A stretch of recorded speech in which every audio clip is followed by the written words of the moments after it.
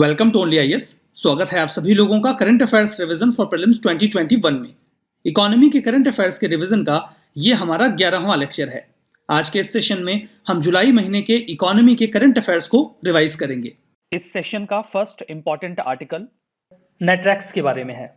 Ministry of heavy industries and public enterprises ने अभी हाल ही में इनॉग्रेट किया है नेटरैक्स को, जो कि हाई स्पीड ट्रैक है HST।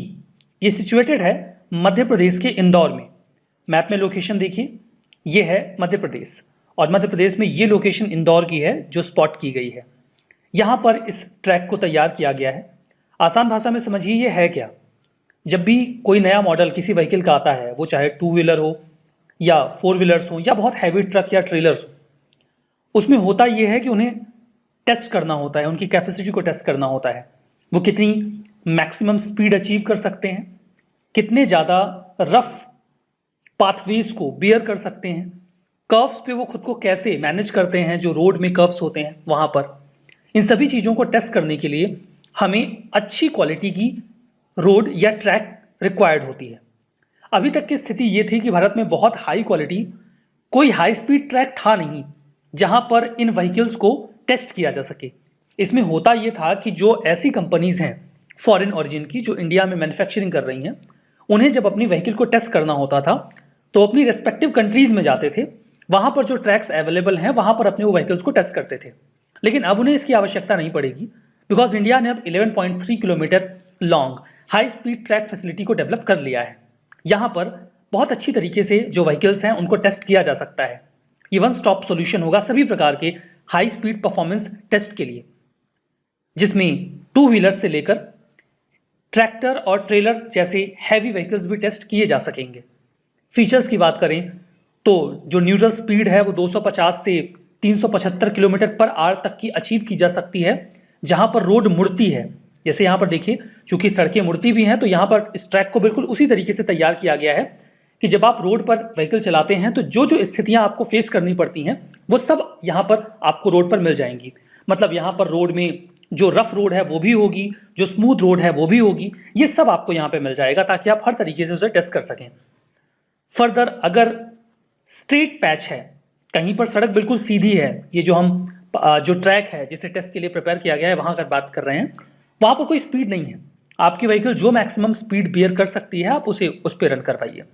क्योंकि लॉन्गिट्यूडनल स्लोप बिल्कुल जीरो है, कोई स्लोप नहीं है रोड पे, इसकी वजह से एकदम सूटेबल कंडीशंस प्रोवाइड हो जाती हैं ओपन एयर टेस्ट लेबोरेटरीज के फॉर्म में। आप प्रॉपर मेजरमेंट कर सकते हैं व्हीकल के परफॉर्मेंस का। मोर ओवर ये सभी प्रकार के व्हीकल्स के लिए ओपन होगा। फर्दर जो भी टेस्टिंग प्रोसेस है उसे यहाँ पे कंप्लीट किया जा सकेगा। सिग्निफिकेंस की बात करें तो ये इस प्रकार का एशिया का लॉन्गेस्ट ट्रैक है और दुनिया का 5वां सबसे बड़ा ट्रैक है जहाँ पर व्हीकल्स को टेस्ट किया जा सकता है। आई थिंक आपको समझ में आ गया कि नेटरैक्स है क्या। हाई स्पीड ट्रैक की अगर हम बात करें तो हाई स्पीड ट्रैक का इस्तेमाल यूजुअली किसी भी व्हीकल की मैक्सिमम स्पीड कैपेबिलिटी को अचीव करने के लिए किया जाता है। जो बहुत हाई एंड कार्स होती हैं like BMW, Mercedes, Audi, Ferrari, Lamborghini, Tesla, इन सभी व्हीकल्स को जो बहुत मैक्सिमम स्पीड तक जा सकते हैं। जैसा कि मैंने आपको बताया, पहले जो भी मैन्युफैक्चरिंग एंटिटीज होती थी वो अपनी होम कंट्री में जाकर इसे टेस्ट करती थी, बट अभी वो यहाँ पे टेस्ट कर सकते हैं। हमारा नेक्स्ट आर्टिकल प्रधानमंत्री formalisation of micro food processing enterprises scheme के बारे में है, जिसे आत्मनिर्भर भारत अभियान के तहत लॉन्च किया गया था। 29 जून को इसने अपना 1 साल पूरा किया। Ministry of food processing industries ने इसे लॉन्च किया था। फूड प्रोसेसिंग इसलिए ज़रूरी होती है बिकॉज कई सारे ऐसे फूड आइटम्स होते हैं या फ्रूट्स होते हैं, वेजिटेबल्स होते हैं जो बहुत जल्दी ख़राब हो जाते हैं। अगर हम उन्हें प्रोसेस कर लें तो फिर उनकी ड्यूरेबिलिटी को बढ़ाया जा सकता है। बहुत अच्छा एग्जाम्पल है कि आप टमाटर से केचप बना लीजिए, लंबे समय तक चलेगा और आप उसे आसानी से बेच सकते हैं, जबकि टमाटर तो खराब हो जाएगा ना 4-6 दिन में। ये सेंट्रली स्पॉन्सर्ड स्कीम है। गवर्नमेंट ऑफ इंडिया इसमें 60% हिस्सा देती है और राज्यों को 40% हिस्सा देना होता है। इस स्कीम को 2020-21 से 24-25 के बीच में इम्प्लीमेंट किया जाएगा। कई सारे इसके फीचर्स हैं, जिसमें एक इंपॉर्टेंट फीचर है 1 डिस्ट्रिक्ट 1 प्रोडक्ट अप्रोच। इसमें हम एक जिले से एक प्रोडक्ट को चूज़ कर लेंगे जिसका रॉ मटेरियल ईजिली अवेलेबल हो और फिर उसे प्रमोट किया जाएगा। ये पेरिसेबल, प्रोड्यूस बेस्ड या फिर सीरियल बेस्ड प्रोडक्ट्स भी हो सकते हैं, फूड आइटम्स हो सकते हैं जैसे mango, potato, pickle, millet based products, fisheries, poultry, ये भी हो सकते हैं। कुछ और भी फोकस एरियाज हैं like waste waste to wealth products बना सकते हैं, माइनर फॉरेस्ट प्रोडक्ट्स को फोकस किया जा सकता है, एस्पायरेशनल डिस्ट्रिक्ट्स को टारगेट किया जा सकता है, रिसर्च और कैपेसिटी बिल्डिंग पर भी हम फोकस कर सकते हैं। एकेडमिक और रिसर्च इंस्टीट्यूशंस को हम जो ministry of food processing industries के तहत वर्क कर रहे हैं उनको असिस्टेंस दिया जा सकता है कि वो अच्छे प्रोडक्ट डेवलपमेंट करें, अप्रोप्रिएट पैकेजिंग या फिर माइक्रो यूनिट्स मशीनरी को लेकर कुछ बढ़िया रिसर्च करें। ठीक है, बेनिफिशियरीज की बात करें तो प्लान ये है कि लगभग 2 lakh micro food processing units इससे फ़ायदा ले पाएंगे, फाइनेंशियल, टेक्निकल या बिजनेस सपोर्ट, जिससे उन्हें काफ़ी सहूलियत होगी। नेक्स्ट आर्टिकल एम आई लीप प्रोग्राम के बारे में है। एम आई लीप ये फर्स्ट फिनटेक कोहॉर्ट है जो अटल इनोवेशन मिशन के द्वारा कंक्लूड किया गया। कोहॉर्ट का मतलब होता है जहां पर लोग इकट्ठा हो जाते हैं और कुछ इनोवेटिव तरीकों पर बातचीत होती है। फिनटेक का मतलब होता है फाइनेंशियल टेक्नोलॉजी से रिलेटेड कोहॉर्ट। ठीक है, तो मतलब आपने समझा। अब यहाँ पे जो वर्ड है एम का मतलब है अटल इनोवेशन मिशन, आपने इस शब्द को पहले भी कई बार सुना होगा। आई लीप का यहाँ पर मतलब है, आई का मतलब है इनोवेटिव, लीप का मतलब है लीडरशिप फॉर एंटरप्रेन्योरियल एजिलिटी और प्रॉफिटेबिलिटी। एजिलिटी का मतलब होता है फुर्ती। तो एम आई लीप का मतलब क्या है वो तो आपने समझ लिया। ये प्रोग्राम अटल इनोवेशन मिशन के तहत लॉन्च किया गया। इसमें करेंगे क्या कि अटल इनोवेशन मिशन जिन स्टार्टअप्स को बैकिंग दे रहा है उनको हम इंडस्ट्री, मार्केट और इन्वेस्टर्स की एक्सेस दिलवाएंगे। जो फिनटेक कोहॉर्ट था इसे एम ने ऑर्गेनाइज किया, जहां पर उनकी पार्टनरशिप थी स्टार्टअप रेसेयू और वीसा के साथ। ऑब्जेक्टिव ये था कि जो टेक स्टार्टअप्स हैं हम उनको इनवाइट करें ताकि वो अपनी कॉर्पोरेट लीडरशिप के सॉल्यूशंस को हमारे सामने रखें, अपनी इनोवेटिव टीम दिखा सकें। इससे उन्हें फ़ायदा ये होगा कि जो भी इंडिविजुअल्स या फिर इंस्टीट्यूशनल इन्वेस्टर्स इस कोहॉर्ट में प्रेजेंट हैं वो कंसीडर कर सकते हैं कि हम इस एम सपोर्टेड स्टार्टअप में कुछ फंडिंग वगैरह दे दें। अटल इनोवेशन मिशन को 2016 में नीति आयोग की तरह लॉन्च किया गया था ताकि इंडिया में इनोवेशन और एंटरप्रेन्योरशिप को और ज़्यादा बढ़ावा दिया जा सके, स्कूल कॉलेजेस में इनोवेशन को और अधिक आगे बढ़ाया जा सके। हमारा नेक्स्ट आर्टिकल भारत नेट के बारे में है। कैबिनेट ने अभी हाल ही में एक रिवाइज्ड इंप्लीमेंटेशन स्ट्रेटजी लॉन्च की है, तैयार की है भारत नेट के बारे में। भारत नेट के बारे में समझेंगे। देखिए, भारत नेट ये जो रिवाइज्ड इंप्लीमेंटेशन होगा ये पब्लिक प्राइवेट पार्टनरशिप मॉडल पे होगा 16 राज्यों में। भारत नेट एक इनिशिएटिव है जिसके माध्यम से जो गांव हैं हम वहां पर फाइबर, ऑप्टिकल फाइबर की कनेक्टिविटी दे रहे हैं। ऑप्टिकल फाइबर की कनेक्टिविटी देने का मतलब ये है कि वो लोग हाई स्पीड इंटरनेट एक्सेस कर सकें। जो रूरल एरियाज होते हैं वहां पर टेलीकॉम कंपनीज जाती नहीं है क्योंकि उन्हें वहां पे अच्छा मार्केट नहीं दिखता, फायदा नहीं होता, तो इसलिए वो लोग हाई स्पीड नेट अवेल नहीं कर पाते। सरकार ने जिम्मेदारी ली है भारत नेट के तहत, जिसमें प्लान ये बना था कि हम 2.5 लाख ग्राम पंचायतों को 100 Mbps की स्पीड वाला ब्रॉडबैंड सर्विस प्रोवाइड करवाएंगे। इसके लिए जरूरी होगा कि हम गांव-गांव में ऑप्टिकल फाइबर बिछाएं, जिसके लिए काम चल रहा था। फर्दर हम 2 Mbps से 20 Mbps तक की सभी हाउस होल्ड की जो गांव में है, रूरल एरियाज में, उनको on demand affordable broadband connectivity देंगे, सस्ता दे देंगे, तो ताकि वो भी अच्छा इंटरनेट अवेल कर सकें और उसे इस्तेमाल कर सकें। इसे इंप्लीमेंट किया जा रहा है BBNL के द्वारा, यानी कि भारत ब्रॉडबैंड नेटवर्क लिमिटेड के द्वारा। उन्होंने एक स्पेशल पर्पस व्हीकल बनाई हुई है जो ये पूरा काम देख रही है। फंड इसे किया जा रहा है यूनिवर्सल सर्विस ऑब्लिगेशन फंड के द्वारा। जितनी भी टेलीकॉम कंपनीज होती हैं उनको अपने प्रॉफिट का एक हिस्सा देना होता है इस फंड के लिए। चूंकि वो कई सारे हिस्सों में नहीं जाते, जो रिमोट एरियाज हैं, तो वो लोग इक्वली एक्सेस नहीं कर पाते इंटरनेट को। तो इस कमी को पूरा किया जा सके इसलिए उनके प्रॉफिट से एक हिस्सा सरकार ले लेती है और USOF फंड में डाल देती है, और फिर वही काम किया जाता है जो वो नहीं कर पाते, मतलब रिमोट एरियाज में इंटरनेट को पहुंचाना। अब ये काम सरकार भारत नेट इनिशिएटिव के तहत कर रही है। इंपॉर्टेंस यही है कि हाई स्केलेबल नेटवर्क इंफ्रा पहुंच जाएगा नॉन डिस्क्रिमिनेटरी बेसिस पे। यहाँ पे नॉन डिस्क्रिमिनेशन का मतलब ये है कि जो सिटी वाले एरियाज होते हैं वहां तो इंटरनेट मिल जाता है, गांव में नहीं मिलता, तो डिस्क्रिमिनेशन हो जाता है ना। यहाँ डिस्क्रिमिनेशन नहीं होगा, यहाँ पे गांव में भी इंटरनेट पहुंचाया जाएगा। ये दुनिया का सबसे बड़ा रूरल कनेक्टिविटी स्कीम है। सेंट्रल पब्लिक सेक्टर अंडरटेकिंग जो हैं जैसे कि BSNL, रेलटेल, PGCIL, ये सभी ऑप्टिकल फाइबर नेटवर्क प्रोवाइड करवा रहे हैं भारत नेट प्रोजेक्ट के लिए। भारत नेट जो है इसे अब सभी इनहेबिटेड विलेजेस के लिए लागू कर दिया गया है। जैसे इनिशियल जो टारगेट था हमारा दैट वाज 2.5 लाख ग्राम पंचायत, अब हमने रिवाइज कर दिया है टारगेट को। अब हम हर जगह इसे पहुंचाएंगे। ग्राम पंचायतों का जो हमारा टारगेट था उसके बियॉन्ड भी इसे पब्लिक प्राइवेट पार्टनरशिप मॉडल के माध्यम से तैयार किया जाएगा। 29,430 करोड़ का बजट है। फर्दर सरकार ने 19,000 करोड़ की वायबिलिटी गैप फंडिंग का भी वादा किया है।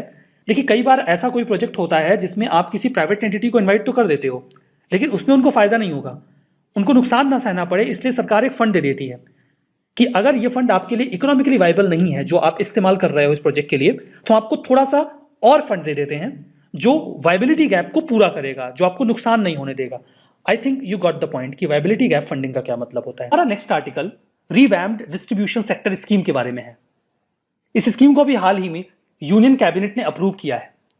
ये एक reform based result linked scheme है पावर सेक्टर के लिए।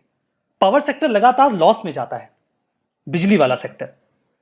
चाहते हैं कि इस पूरे सेक्टर में रिफॉर्म हो, वो अच्छे रिजल्ट्स देंगे तो उन्हें इंसेंटिवाइज किया जाएगा और उनको लॉस से बाहर निकाला जाएगा। सरकार ये चाहती है कि जो पावर सेक्टर में एंटिटीज इन्वॉल्व हैं उनकी ऑपरेशनल इफिशियंसी बढ़े और वो फाइनेंशियली सस्टेनेबल बन जाए, चाहे वो डिस्कॉम या फिर पावर डिपार्टमेंट हो। ध्यान दीजिएगा कि प्राइवेट सेक्टर के जो डिस्कॉम्स हैं वो इसका हिस्सा नहीं होंगे, ठीक है। फर्दर जो स्कीम है इसमें कंडीशनल फाइनेंशियल असिस्टेंस की बात की गई है। आप अच्छा परफॉर्म करेंगे तो आपको असिस्टेंस दिया जाएगा ताकि उनके सप्लाई इंफ्रा को बेहतर किया जा सके, उन्हें कम लॉस हो। असिस्टेंस पाने के लिए कुछ प्री क्वालिफाइंग क्राइटेरियाज फुलफिल करने होंगे इन डिस्कॉम कंपनीज को। फर्दर कुछ बेसिक मिनिमम बेंचमार्क भी उन्हें अचीव करने होंगे। इसमें उन्हें compulsory smart metering ecosystem develop करना होगा। जहां जहां भी वो बिजली की सप्लाई कर रहे हैं वहां पर स्मार्ट मीटर लगे हों डिस्ट्रीब्यूशन सेक्टर में, जिसमें 250 मिलियन हाउस होल्ड शामिल होंगे। स्कीम का एक मेजर फोकस इस बात पे है कि जो इलेक्ट्रिसिटी की सप्लाई है वो फार्मर्स को पहुंचे और डे टाइम इलेक्ट्रिसिटी उनको दी जाए ताकि वो बढ़िया से अपना काम कर सकें, जिसके लिए हम एग्रीकल्चर जो फीडर्स हैं उनका सोलराइजेशन करें, सोलर एनर्जी के माध्यम से बिजली को पैदा करें और किसानों को पहुंचा सकें। इंप्लीमेंटेशन की बात करें तो एक्शन प्लान वर्कआउट किया गया है हर स्टेट के लिए अलग अलग। ऐसा नहीं कि एक प्लान तैयार करके सभी स्टेट्स पे लागू कर दिया जाएगा। One size fits all approach अपनाया नहीं जाएगा। हर राज्य का अपना अलग प्लान होगा। नोडल एजेंसी होगी rural electrification cooperation and power finance corporation. Objective यह है कि एटीएनसी जो लॉसेस होते हैं उनको रिड्यूस किया जाए। 2024-25 तक हमें इन लॉसेस को 12 से 15% तक कम करना है पैन इंडिया लेवल पे। ऑपरेशनल लॉसेस होते हैं, बिजली को एक जगह से दूसरी जगह तक पहुंचाने में इनएफिशिएंट पावर सिस्टम की वजह से बिजली खत्म होती है, क्षय होता है उसका।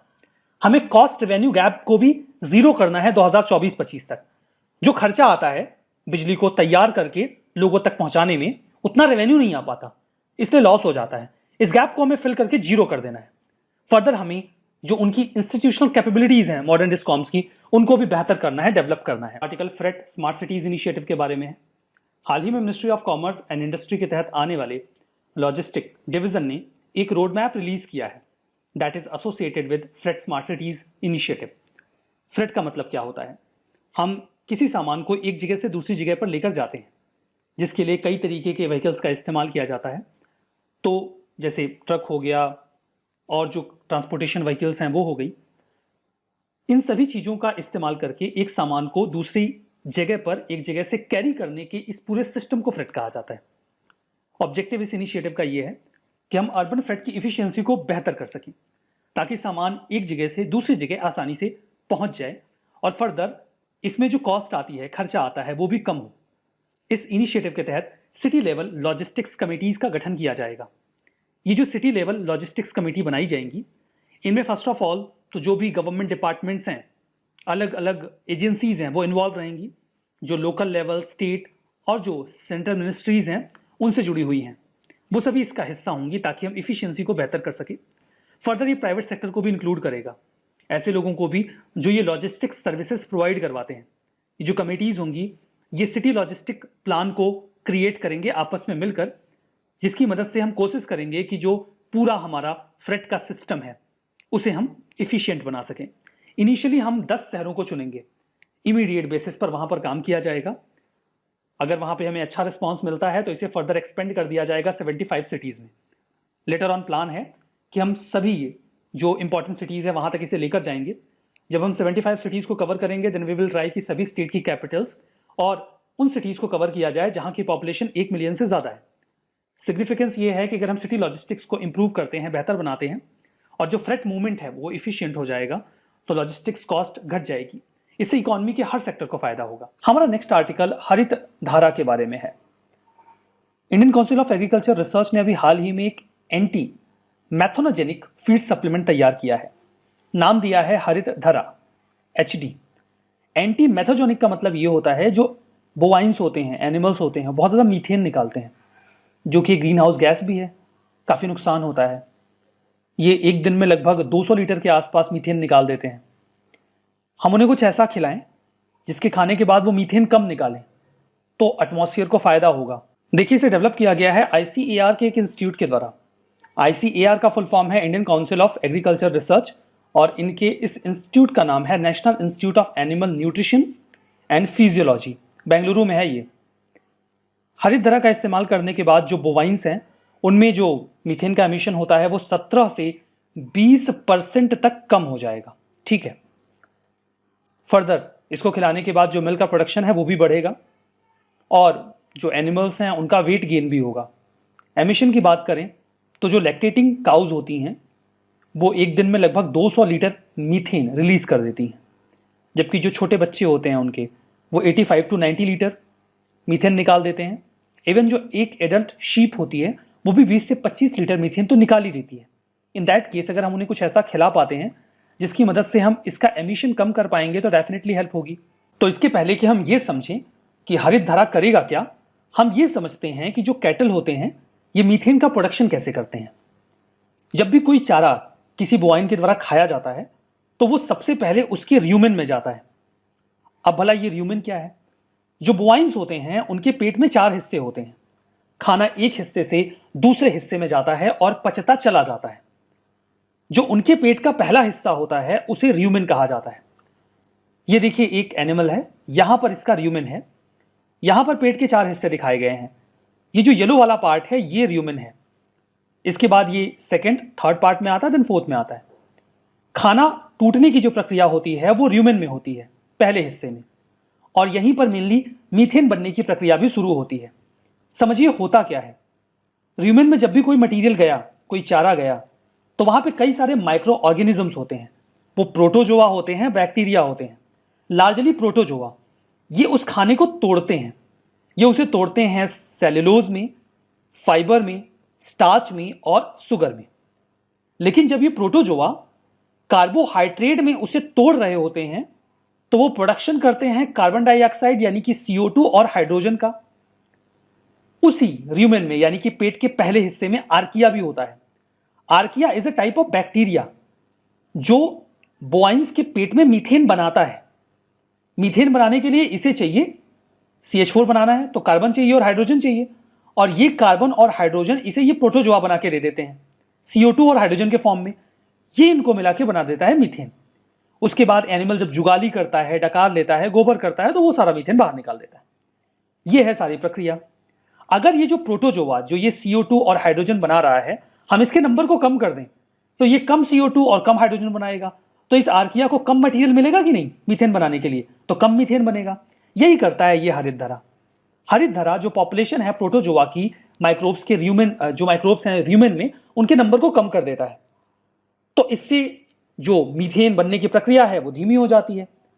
अब हरितधरा को बनाने के लिए हम कंडेंस्ड और hydrolysable tannin rich plant based sources का इस्तेमाल करते हैं।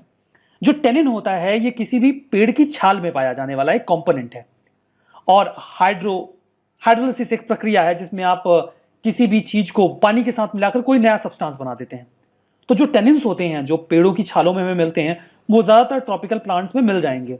उसी का इस्तेमाल करके हम यहाँ पे हरितधरा बना रहे हैं जो ये सारा काम करेगा। I hope you got the point. हमारा जो नेक्स्ट आर्टिकल है वो open network for digital commerce के बारे में है। अभी department for promotion and industry and internal trade DPIIT ने एक प्रोजेक्ट इनिशिएट किया है, ONDC, open network for digital commerce. अभी ये कंक्रीट रूप में हमारे सामने आएगा तो स्पेसिफिकेशंस क्लियर हो जाएंगे। अभी जो स्पेसिफिकेशंस आए उनके मुताबिक बता देता हूं कि इसके लिए जो नोडल एजेंसी डिसाइड की गई that is quality council of India. Quality council of India जो है ये इस ONDC को असाइन किया गया है कि आप इसे सही तरीके से कंडक्ट करिए। इनका काम ये होगा कि ओपन नेटवर्क डेवलप किया जाए ओपन सोर्स्ड मेथोडोलॉजी के लिए। ओपन स्पेसिफिकेशंस का इस्तेमाल किया जाएगा, ओपन नेटवर्क प्रोटोकॉल का इस्तेमाल किया जाएगा जो किसी स्पेसिफिक प्लेटफॉर्म से इंडिपेंडेंट होगा। ये बार बार ओपन ओपन ओपन कर रहे हैं। मुद्दा ये है कि अगर आप डिजिटल कॉमर्स में जाएं तो आप देखेंगे कि कुछ एक प्लेटफॉर्म्स हैं जो मोनोपोलाइज करते हैं इस डिजिटल कॉमर्स को, जैसे कि Amazon, फ्लिपकार्ट या फिर मिंत्रा। और अगर कोई स्मॉल रिटेलर है तो उसे खुद को इन डिजिटल कॉमर्स प्लेटफॉर्म से जोड़ना होता है अपना सामान बेचने के लिए। बट इन सभी प्लेटफॉर्म्स के पास अपना क्लोज्ड नेटवर्क सिस्टम होता है, जिसके बेसिस पे वो डिसाइड करते हैं कि जब आप उनसे कोई प्रोडक्ट मांगते हैं, सर्च करते हैं, तो वो आपको क्या दिखाएंगे। होता अक्सर ये है कि जो बड़ी एंटिटीज हैं, कंपनीज हैं, उन्हीं के प्रोडक्ट्स आपके सामने दिखाए जाते हैं। इससे जो छोटे रिटेलर्स हैं उनका सामान आप तक पहुंच ही नहीं पाता, क्योंकि उन्होंने अपना एक सिस्टम डेवलप्ड कर रखा है। तो जो अभी गवर्नमेंट चाहती है कि एक ओपन सिस्टम हो जहां पर सभी प्रकार के जो रिटेलर्स हैं उनको इक्वल अपॉर्चुनिटी मिले अपने प्रोडक्ट को शोकेस करने की, ताकि किसी एक प्लेटफॉर्म के द्वारा जो क्लोज नेटवर्क इस्तेमाल कर रहा है मोनोपोलाइज करके अपने हिसाब से चीजों को मैनिपुलेट ना करे और एक ओपन कंपटीशन बना रहे।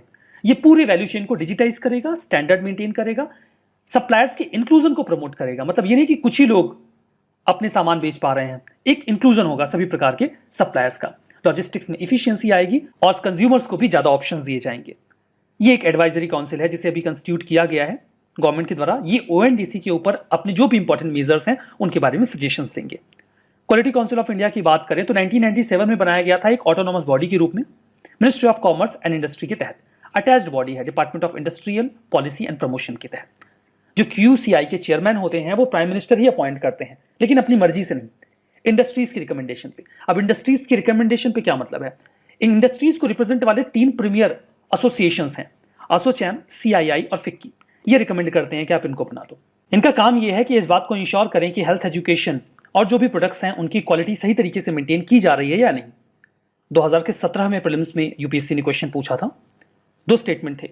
QCI को ज्वाइंटली सेटअप किया जाता है गवर्नमेंट ऑफ इंडिया और इंडियन इंडस्ट्रीज के द्वारा, और दूसरा यह है कि QCI के जो भी चेयरमैन होते हैं उनको अपॉइंट करते हैं प्राइम मिनिस्टर इंडस्ट्री की रिकमेंडेशन पे। आपको पता है दोनों स्टेटमेंट यहां पे correct. Article agriculture infrastructure fund के बारे में है। अभी हाल ही में यूनियन कैबिनेट ने इसमें कुछ मॉडिफिकेशन अप्रूव किए हैं ताकि थोड़ा इन्वेस्टमेंट को और इंक्रीज किया जा सके। इसके पहले कि हम आगे बढ़ें, आप इस फंड के बारे में बेसिक जानकारी समझिए। एग्रीकल्चर इंफ्रास्ट्रक्चर फंड को स्टैब्लिश किया गया है एक सेंट्रल सेक्टर स्कीम के तौर पे। नाम से स्पष्ट है, एग्रीकल्चर में जो इंफ्रा है वो काफी वीक है। किसी भी फसल के हो जाने के बाद, चाहे वो फ्रूट्स हैं, वेजिटेबल्स हैं, उनको हम लंबे समय तक सिक्योर नहीं रख पाते, वो पेरिश हो जाते हैं, खत्म हो जाते हैं।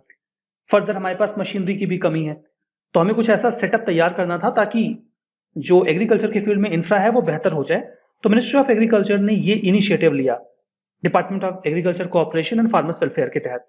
ऑब्जेक्टिव यही है कि हमें मीडियम और लॉन्ग टर्म की डेट फाइनेंसिंग करनी है। जो भी वायबल प्रोजेक्ट्स हैं हम उसमें इन्वेस्ट करेंगे। फसलों के हो जाने के बाद, यानी कि पोस्ट हार्वेस्ट जो मैनेजमेंट इंफ्रा है हम उसे डेवलप करेंगे। फर्दर कम्युनिटी फार्मिंग एसेट्स को भी खरीदा जा सकेगा इस फाइनेंशियल सपोर्ट का इस्तेमाल करके। अभी जो चेंजेस किए गए हैं उसमें स्टेट एजेंसीज या जो स्टेट की APMCs हैं, national state federation of cooperatives, federation of farmers producers organisation यानी कि FPOs, और federation of self help groups यानी कि SHGs, इन्हें भी अब एग्रीकल्चर इंफ्रा फंड के तहत ले लिया गया है। मतलब ये एंटिटीज भी अब फंड गैदर करके जो इंफ्रा है उसे डेवलप कर सकते हैं। वर्तमान की व्यवस्था ये थी कि जो इंटरेस्ट सबवेंशन था, जैसे कि सरकार ब्याज में छूट देती है। छूट क्या देती है? बैंक को जो ब्याज लेना है वो तो वो लेगा, आपके ब्याज का एक हिस्सा सरकार अपनी ओर से दे देती है। तो 2 करोड़ तक का जो लोन है इस स्कीम के तहत, अगर कोई ऐसा प्रोजेक्ट है जो एक सिंगल लोकेशन पे है तो उसमें सरकार इंटरेस्ट में सबवेंशन दे रही थी, छूट दे रही थी। लेकिन अभी इस प्रावधान में थोड़ा सा अंतर किया गया है। यह भी कहा गया है कि आपका जो प्रोजेक्ट है अगर वो 2 करोड़ की कॉस्ट के भीतर ही है लेकिन 1 से अधिक लोकेशंस पे है, तब भी आप एग्रीकल्चर इंफ्रा फंड से पैसे निकाल सकते हैं। प्राइवेट सेक्टर एंटिटीज में यह लिमिट 25 प्रोजेक्ट्स तक की है। हालांकि जो स्टेट एजेंसीज हैं, national state federation of cooperatives हैं, FPOs हैं, उनके लिए ऐसा कोई प्रावधान नहीं है, उनके लिए कोई लिमिटेशन नहीं है। कहने का मतलब यह है वो कितने भी नंबर ऑफ प्रोजेक्ट्स ले सकते हैं। एक लोकेशन का मतलब क्या होगा? लाइक मान लीजिए कि आपके पास 50-50 या 20-20 मीटर की दूरी पर 3-4 प्रोजेक्ट्स हैं, तो क्या उन्हें 3-4 प्रोजेक्ट माना जाएगा या एक प्रोजेक्ट माना जाएगा? देखिए, लोकेशन का मतलब फिजिकल बाउंड्री होगी विलेज या टाउन की, जिसके लिए गवर्नमेंट की ओर से LDC यानी कि local government directory code generate किया गया हो।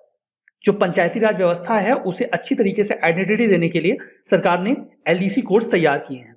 तो एक एलजीडी कोड में जो एंटिटी है उसे एक लोकेशन माना जाएगा, दूसरी लोकेशन तब कंसीडर की जाएगी जब वो दूसरे एलजीडी कोड में आता हो। ठीक है। यूनियन एग्रीकल्चर मिनिस्टर को ये जो पावर्स हैं वो डेलीगेट की गई हैं कि वो जब चाहे इसमें जो भी रिक्वायर्ड चेंजेस हैं वो कर सकते हैं। पहले जो फाइनेंसिंग की फैसिलिटी थी वो 4 साल के लिए थी, अभी उसे बढ़ा के 6 साल के लिए कर दिया गया है। मतलब जो फाइनेंस है वो 2025-2026 तक लिया जा सकेगा। पहले जो पूरे प्रोजेक्ट का टाइम ड्यूरेशन था वो 10 साल का था, अभी उसे बढ़ाकर 13 साल कर दिया गया है। मतलब ये जो प्रोजेक्ट है वो 2032-33 तक चलता रहेगा। Article authorised economic operator programme के बारे में है। Central board of indirect taxes and customs ने अभी इनॉग्रेट किया है ऑनलाइन फाइलिंग के लिए एईओ एप्लीकेशंस। समझिए ये है क्या। देखिए, वर्ल्ड कस्टम ऑर्गेनाइजेशन की जो काउंसिल है उन्होंने 2005 में एक फ्रेमवर्क ऑफ स्टैंडर्ड तैयार किया। होता यह है कि जो भी एक्सपोर्ट इंपोर्ट होता है उसमें एक सामान एक जगह से दूसरी जगह जाता है, जिसके लिए एक पूरा इंफ्रा फ्रेमवर्क रहता है, एक लॉजिस्टिक सिस्टम होता है जिससे वो सामान गुजरता है। इस बीच सिक्योरिटी मेंटेन की जा सके, एक मिनिमम स्टैंडर्ड मेंटेन किया जा सके सिक्योरिटी का, इसके लिए कई तरीके के सिक्योरिटी चेक्स होते हैं ताकि टेररिज्म का इन जो एक्सपोर्ट इंपोर्ट के मीन्स है इनका इस्तेमाल टेरर के पर्पज से ना किया जा सके, कोई इलीगल एक्सपोर्ट इंपोर्ट ना हो। इन सब चीजों को रोकने के लिए प्रॉपर सिक्योरिटी चेक्स होते हैं, मिनिमम स्टैंडर्ड्स फॉलो किए जाते हैं। But that takes a lot of time, इससे काफी समय बर्बाद होता है। तो डब्ल्यूसीओ ये चाहता था कि जितनी भी एंटिटीज इस पूरे एक्सपोर्ट इंपोर्ट की चेन में इन्वॉल्व हैं, ग्लोबल ट्रेड चेन में, वो एक minimum standard of security follow करें ताकि हम स्पीड अप कर सके पूरे प्रोसेस को। हमें पता हो कि ये रिकॉग्नाइज्ड है। अगर हमने किसी को ऑथराइज्ड इकोनॉमिक ऑपरेटर का दर्जा दे दिया, मतलब वो ऑपरेटर इस बात को इंश्योर करेगा कि वो जो मिनिमम स्टैंडर्ड ऑफ सेफ्टी है उनको फॉलो करता है। आप जब मर्जी आके चेक कर लो, आप उनका जो भी सामान है उसे स्पीड अप कर सकते हो क्योंकि वो बेसलाइन स्टैंडर्ड फॉलो कर रहे हैं। तो 2005 से इसे शुरू किया गया है। एईओ ये जो प्रोग्राम है इसे 2007 में एप्लीकेबल किया गया सेफ फ्रेमवर्क के तहत। ठीक है, तो सेफ फ्रेमवर्क तो 2005 में आ गया था, उसके तहत एईओ प्रोग्राम लाया गया 2 साल बाद 2007 में, ऑथराइज्ड इकोनॉमिक ऑपरेटर। मतलब साफ है, एक ऑपरेटर कहता है कि देखिए आप मुझे ऑथराइजेशन दे दीजिए, आपने जो भी मिनिमम स्टैंडर्ड्स बताए हैं मैं उनको फॉलो कर रहा हूं, आपकी जब मर्जी आके चेक कर लेना, बट मेरा सामान जल्दी जल्दी आप पास कर दो जो भी सिक्योरिटी चेक्स हैं उनसे। तो इससे स्पीड अप हो जाएगा ना काम। इसी उद्देश्य से इसे किया गया है ताकि जो इंटरनेशनल सप्लाई चेन है सिक्योरिटी की वो एक तो सेफ हो जाए, दूसरा काम स्पीड अप हो जाए। वॉलंटरी कंप्लायंस प्रोग्राम है, कोई ऑपरेटर इसे कंप्लाई करना चाहता है तो करे, नहीं करना चाहता है तो जो फिर कन्वेंशनल सिक्योरिटी चेक्स हैं वो सारे फॉलो होंगे। ठीक है, जो भी एंटिटी इंगेज्ड हैं इंटरनेशनल ट्रेड में, जिन्हें कस्टम अप्रूवल रिक्वायर्ड होता है, कंप्लायंस फॉलो करना होता है, वो इसका हिस्सा बन सकते हैं।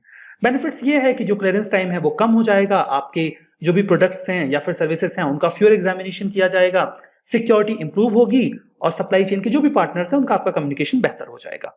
हमारा next article India industrial land bank के बारे में है। हाल फिलहाल में ये काफी ज्यादा पॉपुलर हो रहा है। ज्योग्राफिकल इंफॉर्मेशन सिस्टम से बेस्ड एक पोर्टल है। समझिए, एक पर्सन है ए, ये एक इंडस्ट्री लगाना चाहते हैं। अब इन्हें समझ में नहीं आ रहा कि ये इंडस्ट्री कहाँ लगाएं कि वो फेवरेबल हो, इनको ज्यादा फायदा हो, नुकसान ना हो। मुंबई में, दिल्ली में, कलकत्ता में, पुणे में, बेंगलोर में, कहाँ? सबसे अच्छा ऑप्शन ये है कि ये सिंपली जीआईएस बेस्ड जो पोर्टल है इंडिया इंडस्ट्रियल लैंड बैंक का, वहां चले जाएं। उस पोर्टल पे कहां कहां लैंड अवेलेबल है जहां पर कोई कंपनी, कोई फैक्ट्री स्टैब्लिश की जा सकती है, उसका पूरा डेटा इनको मिल जाएगा। सिर्फ इतना ही नहीं, इनको और भी डेटा मिलेगा, लाइक वहां पर रेलवे या एयरपोर्ट की कनेक्टिविटी कैसी है, बिजली पानी की व्यवस्था कैसी है, कौन कौन सा रॉ मटेरियल है जो वहां पर अवेलेबल है, कौन कौन सा इंफ्रा अवेलेबल है, ये सारी जानकारी उन्हें इसी पोर्टल पे मिल जाएगी। फर्दर कई सारे ऐसे इंडस्ट्रियल कॉरिडोर्स होते हैं जहां पर अगर आप इंडस्ट्री स्टैब्लिश करते हैं तो गवर्नमेंट कई तरीके के इंसेंटिव्स देती है, लाइक पानी और बिजली के जो भी वैल्यूज होती हैं उनमें छूट दे दी जाती है, टैक्स आपसे कम लिया जाता है, तो किस रीजन में ऐसी ऐसी छूट मिल रही है इसकी भी जानकारी आपको मिल जाएगी। मतलब पर्सन ए इस जीआईएस बेस्ड पोर्टल जो कि इंडिया इंडस्ट्रियल लैंड बैंक का है वहां पर जानकर सारी जानकारी एक बार में इन वन गो इकट्ठा कर सकता है। इसके बाद भी अगर ए को समझ में नहीं आ रहा है कि उसे फैक्ट्री कहां लगानी है, तो वास्तव में ए को फैक्ट्री लगानी नहीं है, उसे बस लोगों को परेशान करना है ये पूछ के कि फैक्ट्री कहां लगा लूं मैं। तो कुल मिला के आप समझ गए कि ये इंडिया इंडस्ट्रियल लैंड बैंक है क्या। ये वन स्टॉप रिपोजिटरी है सभी प्रकार के इंडस्ट्रियल इंफ्रा रिलेटेड इंफॉर्मेशन के लिए। ये एक डिसीजन सपोर्ट सिस्टम की तरह वर्क करता है, मतलब आपको हेल्प करेगा कि आप किस जगह पे अपना पैसा इन्वेस्ट करें। लगभग 4000 इंडस्ट्रियल पार्क को मैप करके इसका डेटा यहाँ पे फीड कर दिया गया है, जो 5.5 लाख हेक्टेयर का पूरा एरिया कवर करता है। उम्मीद यह है कि दिसंबर 2021 तक हम पूरे इंडिया को मैप करके इसका डेटा यहाँ डाल देंगे। Department for promotion of industry and internal trade इसे एडमिनिस्टर करता है। Next article institute of cost accountants of India के बारे में है। हाल ही में यूनियन कैबिनेट ने अप्रूव किया है एक MOU, memorandum of understanding, institute of cost accountant of India और association of chartered certified accountants UK के बीच में। अब देखिए, institute of cost accountants of India, हर कंपनी ये दिखाती है कि उनके प्रोजेक्ट्स में कॉस्ट क्या आई है। अब उसको इवेलुएट करने के लिए उन्हें वेल वर्स्ड लोगों की ज़रूरत होती है, तो इसके लिए कोर्स होता है। इस कोर्स को सर्टिफाई करने की और क्या कॉस्ट इवेल्युएशन से रिलेटेड नॉर्म्स होंगे, उन सब के नॉर्म्स को डिसाइड करने की जिम्मेदारी institute of cost accountants of India की ही है। फॉर द फर्स्ट टाइम इसे 1944 में स्टैब्लिश किया गया था। तब ये कंपनीज एक्ट के तहत एक रजिस्टर्ड कंपनी थी। इनका शुरुआती ऑब्जेक्टिव तो बिल्कुल वही था कि जो इंडिया में कॉस्ट अकाउंटेंसी का प्रोफेशन है उसे प्रमोट, रेगुलेट और डेवलप किया जाए। लेटर ऑन 1959 में इन्हें एक स्पेशल एक्ट जो पार्लियामेंट का है, जिसका नाम था cost and works accountants act 1959, उसके तहत एक स्टैच्यूरी दर्जा दे दिया गया। अभी प्रोफेशनल बॉडी बन गई। इनके पास जिम्मेदारी है कि जो भी प्रोफेशन है कॉस्ट और वर्क अकाउंटेंसी का, उसको ये रेगुलेट करें, उसमें सही तरीके से सारा काम हो, और जो भी प्रोफेशनल इस प्रकार के प्रोफेशन में इन्वॉल्व होना चाहते हैं उन्हें सर्टिफाई किया जाए, उनका एग्जामिनेशन लिया जाए। तो उस संबंध में जो एग्जामिनेशन होता है वो यही कंडक्ट करवाते हैं। ऑब्जेक्टिव बिल्कुल सिंपल है, बार बार दोहराया जा रहा है। कॉस्ट और जो मैनेजमेंट अकाउंटेंसी का फंक्शन है उसके लिए अच्छी तरीके से पूरा जो प्रोफेशनल कोर्स है उसे मैनेज करना, ताकि सभी स्फीयर में इकोनॉमिक एक्टिविटीज अच्छे से चल सके। फर्दर साइंटिफिक मेथड को भी अडॉप्ट करना ताकि मैनेजमेंट अकाउंटेंसी को और बेहतर किया जा सके। हमारा next article RBI retail direct scheme के बारे में है। आरबीआई ने अभी हाल ही में अनाउंस किया अपना आरबीआई रिटेल डायरेक्ट स्कीम। अब यह है क्या? देखिए, गवर्नमेंट को कई बार पैसे चाहिए होते हैं, तो गवर्नमेंट इसके लिए जारी कर देती है बॉन्ड। लेकिन गवर्नमेंट के पास और भी बहुत सारे काम हैं। इन बॉन्ड्स को मैनेज करने की जिम्मेदारी इसीलिए वो आरबीआई को सौंप देते हैं। कहने का मतलब ये है कि ये जो बॉन्ड्स गवर्नमेंट की ओर से जारी किए जाते हैं, चाहे वो स्टेट गवर्नमेंट हो, सेंट्रल गवर्नमेंट हो, वो आरबीआई जारी करता है। आरबीआई इन बॉन्ड्स को पब्लिक कर देता है। फर्दर इन्हें जो फाइनेंशियल एंटिटीज हैं या फिर बैंक्स हैं वो खरीद सकते हैं। इस पर उन्हें कुछ ब्याज मिलता है। सबसे खास बात कि गवर्नमेंट सिक्योरिटीज में या गवर्नमेंट बॉन्ड्स में जो आप पैसे लगाते हैं वो बिल्कुल सिक्योर्ड होते हैं। डिफॉल्ट होने के चांसेस बिल्कुल नहीं होते। सरकार पैसे डिफॉल्ट नहीं करेगी, वापस कर ही देगी। तो एक सिक्योर इन्वेस्टमेंट होता है। अब दिक्कत की बात यह थी कि एक प्राइवेट इंडिविजुअल यानी कि हम और आप, हम सीधे सीधे गवर्नमेंट सिक्योरिटीज या बॉन्ड्स को आरबीआई से नहीं खरीद सकते थे। बाकी जो फाइनेंशियल एंटिटीज थी वही से खरीदा करती थी। लेकिन हम डायरेक्टली आरबीआई से इन गवर्नमेंट बॉन्ड्स को खरीद सकें, इसीलिए ये RBI retail direct scheme launch की गई है। यहां पर वन स्टॉप सॉल्यूशन हमें प्रोवाइड करवाया जाएगा, जिसके माध्यम से जो इन्वेस्टमेंट है गवर्नमेंट सिक्योरिटीज में, जिन्हें आप शॉर्ट में GSEC बोलते हैं, SECS, यहां पर जो इंडिविजुअल इन्वेस्टर्स हैं वो भी जाकर गवर्नमेंट सिक्योरिटीज में इन्वेस्टमेंट कर सकते हैं। इस स्कीम के तहत जो रिटेल इन्वेस्टर्स हैं यानी कि इंडिविजुअल्स, अभी तक एंटिटीज इन्वेस्ट करती थी, बैंक्स इन्वेस्ट करते थे, अब इंडिविजुअल्स भी इन्वेस्ट कर सकेंगे। वो आरबीआई के पास अपना एक अकाउंट खुलवा सकते हैं।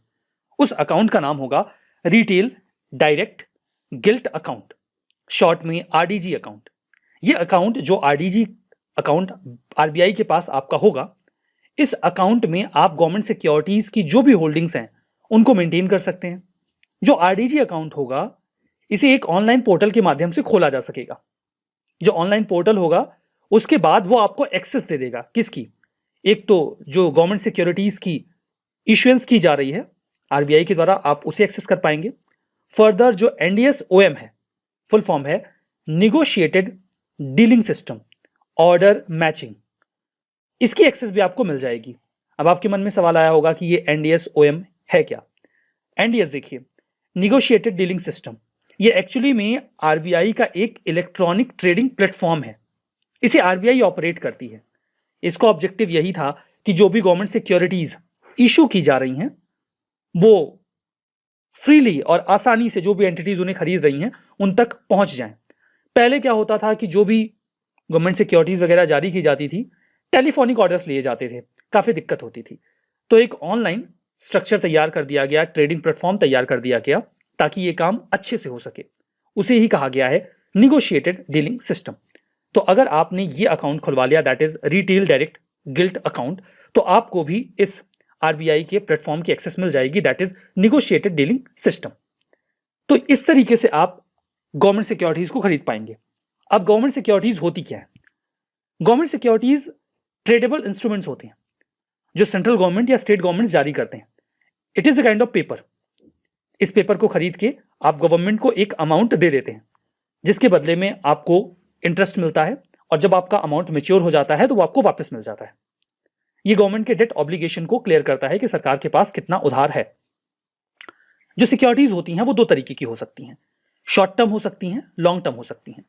शॉर्ट टर्म में जो गवर्नमेंट सिक्योरिटीज जारी की जाती हैं उन्हें ट्रेजरी बिल कहा जाता है। यूजुअली इनका जो मैच्योरिटी पीरियड होता है, मतलब ये तो तय है कि वो 1 साल से कम होगा, लेकिन 1 साल से भी कम में कई सारे फ्रैक्शन हो सकते हैं। तो 1 साल से कम ये जो सिक्योरिटीज होती हैं इन्हें ट्रेजरी बिल कहा जाता है। ध्यान दीजिएगा कि ट्रेजरी बिल पर कोई ब्याज नहीं मिलता, रैदर ये डिस्काउंटेड रेट पर बेचे जाते हैं, और जो इनका डिस्काउंटेड रेट होता है वही प्रॉफिट होता है। लाइक जो ट्रेजरी बिल है उस पर अमाउंट लिखा गया है 100 रुपए, लेकिन जब गवर्नमेंट आपको ये देगी तो आपको गवर्नमेंट को केवल 90 रुपए ही देने होंगे, और जब ये मेच्योर होगा तो आपको पूरे 100 रुपए मिल जाएंगे। तो ये आपका बेनिफिट होता है। फर्दर जो लॉन्ग टर्म गवर्नमेंट सिक्योरिटीज होती हैं उन्हें कहा जाता है गवर्नमेंट बॉन्ड्स, या फिर कई बार डेटेड सिक्योरिटीज। इनका मेच्योरिटी पीरियड 1 साल से ज्यादा समय का होता है। सेंट्रल गवर्नमेंट ट्रेजरी बिल और बॉन्ड्स या डेटेड सिक्योरिटीज, यानी 1 साल से कम वाला और 1 साल से ज्यादा वाला, दोनों ही जारी कर सकती है। लेकिन स्टेट गवर्नमेंट्स 1 साल से कम वाला यानी कि ट्रेजरी बिल्स जारी नहीं कर सकते, वो केवल बॉन्ड्स या डेटेड सिक्योरिटीज ही जारी कर सकते हैं। इन्हें कहा जाता है स्टेट डेवलपमेंट लोन्स। उम्मीद करता हूं आपको यह पूरी स्कीम और एसोसिएटेड इंफॉर्मेशन समझ में आ गई। देखिए, इस संबंध में एक प्रश्न है जो यूपीएससी ने 2018 में पूछा था। पहला स्टेटमेंट था कि जो आरबीआई है वो गवर्नमेंट ऑफ इंडिया और गवर्नमेंट ऑफ इंडिया की जो सर्विसेज हैं उनको मैनेज करती है, लेकिन स्टेट गवर्नमेंट की जो सिक्योरिटीज हैं उनको ये हैंडल नहीं करते। ये पहला स्टेटमेंट था।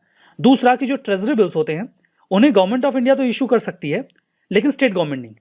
और तीसरा कि जो ट्रेजरी बिल्स होते हैं ये डिस्काउंटेड रेट में बेचे जाते हैं। तो देखिए, ये दोनों स्टेटमेंट तो सही हैं, लेकिन पहला वाला गलत है। जैसा कि मैंने आपको बताया, स्टेट गवर्नमेंट के जो डेटेड सिक्योरिटीज होते हैं उनको भी आरबीआई ही जारी करता है।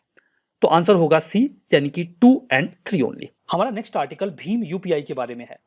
कॉन्टेक्स्ट ये है कि भूटान दुनिया का पहला ऐसा देश बन गया है जो इंडिया के यूपीआई यानी कि यूनिफाइड पेमेंट इंटरफेस का इस्तेमाल करेगा अपने क्विक रिस्पॉन्स कोड के तौर पे, क्यूआर कोड के तौर पे। ये आपको याद जरूर रखना है। सिंपली पूछा जा सकता है कि कौन सा देश है जो अब यूपीआई, भीम यूपीआई का इस्तेमाल कर रहा है।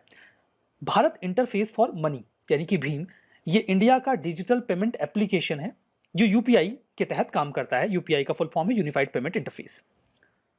मल्टीपल बैंक अकाउंट्स आप इसमें अटैच कर सकते हैं सिंगल मोबाइल एप्लीकेशन में, और आप उन्हें यूज भी कर सकते हैं पेमेंट करने के लिए। इस ऐप को डेवलप किया गया है national payment corporation of India के द्वारा। दिसंबर 2016 में इसे लॉन्च किया गया था। ये रियल टाइम फंड ट्रांसफर में कैपेबल है। आपने पैसा इधर से ट्रांसफर किया, उधर पहुंच जाएगा। जो यूनिफाइड पेमेंट इंटरफेस यानी कि यूपीआई होता है, ये रियल टाइम पेमेंट सिस्टम है। It is a kind of system जिसके माध्यम से आप तुरंत अपने पैसे दूसरी जगह पे भेज सकते हैं, जो मनी के ट्रांसफर को रियल टाइम बेसिस पे अलाउ करता है। और फर्दर जो व्यक्ति पैसे को ट्रांसफर कर रहा है उसकी डिटेल्स सामने वाले तक शो नहीं होती। ठीक है। एनपीसीआई की बात करें तो ये अम्ब्रेला ऑर्गेनाइजेशन है। इंडिया में रिटेल पेमेंट और सेटलमेंट सिस्टम में ये वर्क करता है। नॉट फॉर प्रॉफिट कंपनी है। सेक्शन 25 कंपनीज एक्ट 1956 का जो है उसी के तहत इसे बनाया गया है। और अभी जो सेक्शन 8 है कंपनीज एक्ट 2013 का, उसके तहत इसे तैयार कर दिया गया है। ये आरबीआई का एक इनिशिएटिव है। Payment and settlement system act 2007 के प्रावधानों के तहत ये काम करता है। देखिए, इस संबंध में एक प्रश्न पूछा गया था 2018 के प्रीलिम्स में। निम्नलिखित में से कौन है जो सभी एटीएम्स को लिंक कर सकता है? Indian bank association, national securities depository limited, national payment corporation of India या आरबीआई? जवाब आपको पता है सी, एनपीसीआई। ठीक है। नेक्स्ट आर्टिकल है वो rebate of state and central tax and levies scheme के बारे में है, रॉस सीटीएल। अभी गारमेंट एक्सपोर्टर्स को यह अश्योर किया गया है कि उन्हें जो रिबेट अभी तक मिल रहा था इस स्कीम के तहत, आरओएस सीटीएल स्कीम के तहत, वो कंटिन्यूड रहेगा। और ये स्कीम मार्च 2024 तक कंटिन्यूड रहेगी। अब ये स्कीम है क्या? देखिए, इंडिया चाहता है कि हमारा एक्सपोर्ट बढ़े। एक्सपोर्ट को बढ़ाने के लिए हमें करना ये होगा कि जो भी एक्सपोर्टर्स हैं, हमें उनकी कॉस्ट को कम करना होगा ताकि वो एक्सपोर्ट करने को लेकर इंसेंटिवाइज हो। बिल्कुल इसी उद्देश्य से इस स्कीम को लॉन्च किया गया था। ध्यान दीजिएगा कि ये गारमेंट एक्सपोर्टर्स के लिए स्पेसिफिकली लॉन्च किया गया था। ये स्कीम आई थी मार्च 2000, देखिए ये आई थी 2019 में, मिनिस्ट्री ऑफ टेक्सटाइल ने इसको लॉन्च किया था और अभी इसे एक्सटेंड किया गया है मार्च 2024 तक। रिवाइज्ड गाइडलाइंस जो है मिनिस्ट्री ऑफ टेक्सटाइल प्रिपेयर कर रही है डिपार्टमेंट ऑफ रेवेन्यू के साथ कंसल्ट करके। इसमें कॉन्सेप्ट है ड्यूटी क्रेडिट स्क्रिप्ट का। ड्यूटी क्रेडिट स्क्रिप्ट जो है वो एक्सपोर्टर्स को प्रोवाइड करवाया जाता है। किस बेसिस पे? उनके जो भी वो टैक्सेस या उनको लेवीज देनी होती हैं, फर्दर उनका जो भी एक्सपेंडिचर होता है उसको संज्ञान में लिया जाता है। जो एक्सपेंडिचर होता है वो इवेल्युएट कहां से होता है? मैन्युफैक्चरिंग की जो कॉस्ट आई, वो एक्सपोर्ट करेंगे तो किसी व्हीकल को हायर करके अपने सामान को पोर्ट तक लेकर जाएंगे, तो जो ट्रांसपोर्टेशन की कॉस्ट आएगी, प्लस वो अपने सामान को लोड करवाएंगे तो लोडिंग की जो कॉस्ट आएगी, और फर्दर अगर उन्होंने कोई टैक्स या लेवी दी है तो उसकी भी कॉस्ट आएगी। इन सभी की कॉस्ट को मिलाकर उनकी कॉस्ट को इवेल्युएट करके उसके बेसिस पे उन्हें इंसेंटिव दिया जाता है। और वो जो इंसेंटिव होता है वो it is a kind of duty credit scribe, एक प्रकार का डॉक्यूमेंट होता है। अगर आपके पास ये डॉक्यूमेंट है तो आप इसका इस्तेमाल कर सकते हैं अगर आपको कोई सामान इंपोर्ट करना है, लाइक इक्विपमेंट हो गया, मशीनरी हो गया, जिसका इस्तेमाल आप अपनी इस गारमेंट इंडस्ट्री में करना चाहते हैं। तो इंपोर्ट करते वक्त जो आपको कस्टम ड्यूटी देनी होगी, उस कस्टम ड्यूटी की जगह पे आप इस ड्यूटी क्रेडिट स्क्रिप्ट का इस्तेमाल कर सकते हैं, तो आप इंसेंटिवाइज हो जाएंगे। फर्दर मान लीजिए कि आपको इंपोर्ट नहीं करना, लेकिन किसी और को इंपोर्ट करना है और उसके पास ये स्क्रिप्ट नहीं है, तो आप, ये ट्रेडेबल है, आप उसे बेच सकते हैं ये ड्यूटी क्रेडिट स्क्रिप्ट। बेनिफिट ये है कि इससे जो लेबर इंटेंसिव टेक्सटाइल सेक्टर है वो थोड़ा और कॉम्पिटिटिव बनेगा। जो गारमेंट एक्सपोर्टर्स हैं वो रिबेट अगर अवेल कर पाएंगे तो शिपमेंट और बढ़ाएंगे, इससे एक्सपोर्ट भी बढ़ेगा और पूरे एक्सपोर्ट के सेक्टर में जो जॉब क्रिएशन है वो भी बेहतर होगा। हमारा next article national Ayush mission के बारे में है। यूनियन कैबिनेट ने अभी इस मिशन को अप्रूव किया है। अप्रूव करने का मतलब क्या है कि 2026 तक इसे एक्सटेंड कर दिया गया है। ठीक है, लॉन्च तो इसे 2014 में ही कर दिया गया था मिनिस्ट्री ऑफ आयुष के द्वारा, अभी इसे 2026 तक एक्सटेंशन दिया गया है। आयुष का फुल फॉर्म होता है आयुर्वेदा, योगा, नेचुरोपैथी, यूनानी सिद्धा और होम्योपैथी। सेंट्रली स्पॉन्सर्ड स्कीम है ताकि हम आयुष सिस्टम को इंडिया में डेवलप और प्रमोट कर सकें, जिसमें होम्योपैथी भी शामिल है। मिशन जो है वो कोशिश करता है कि जो हेल्थ सर्विसेज हैं वहां पर आयुष के फील्ड में उनको स्टेट और यूटीज का सपोर्ट मिल जाए, दूर दराज के इलाकों में भी ये पहुंच सकें।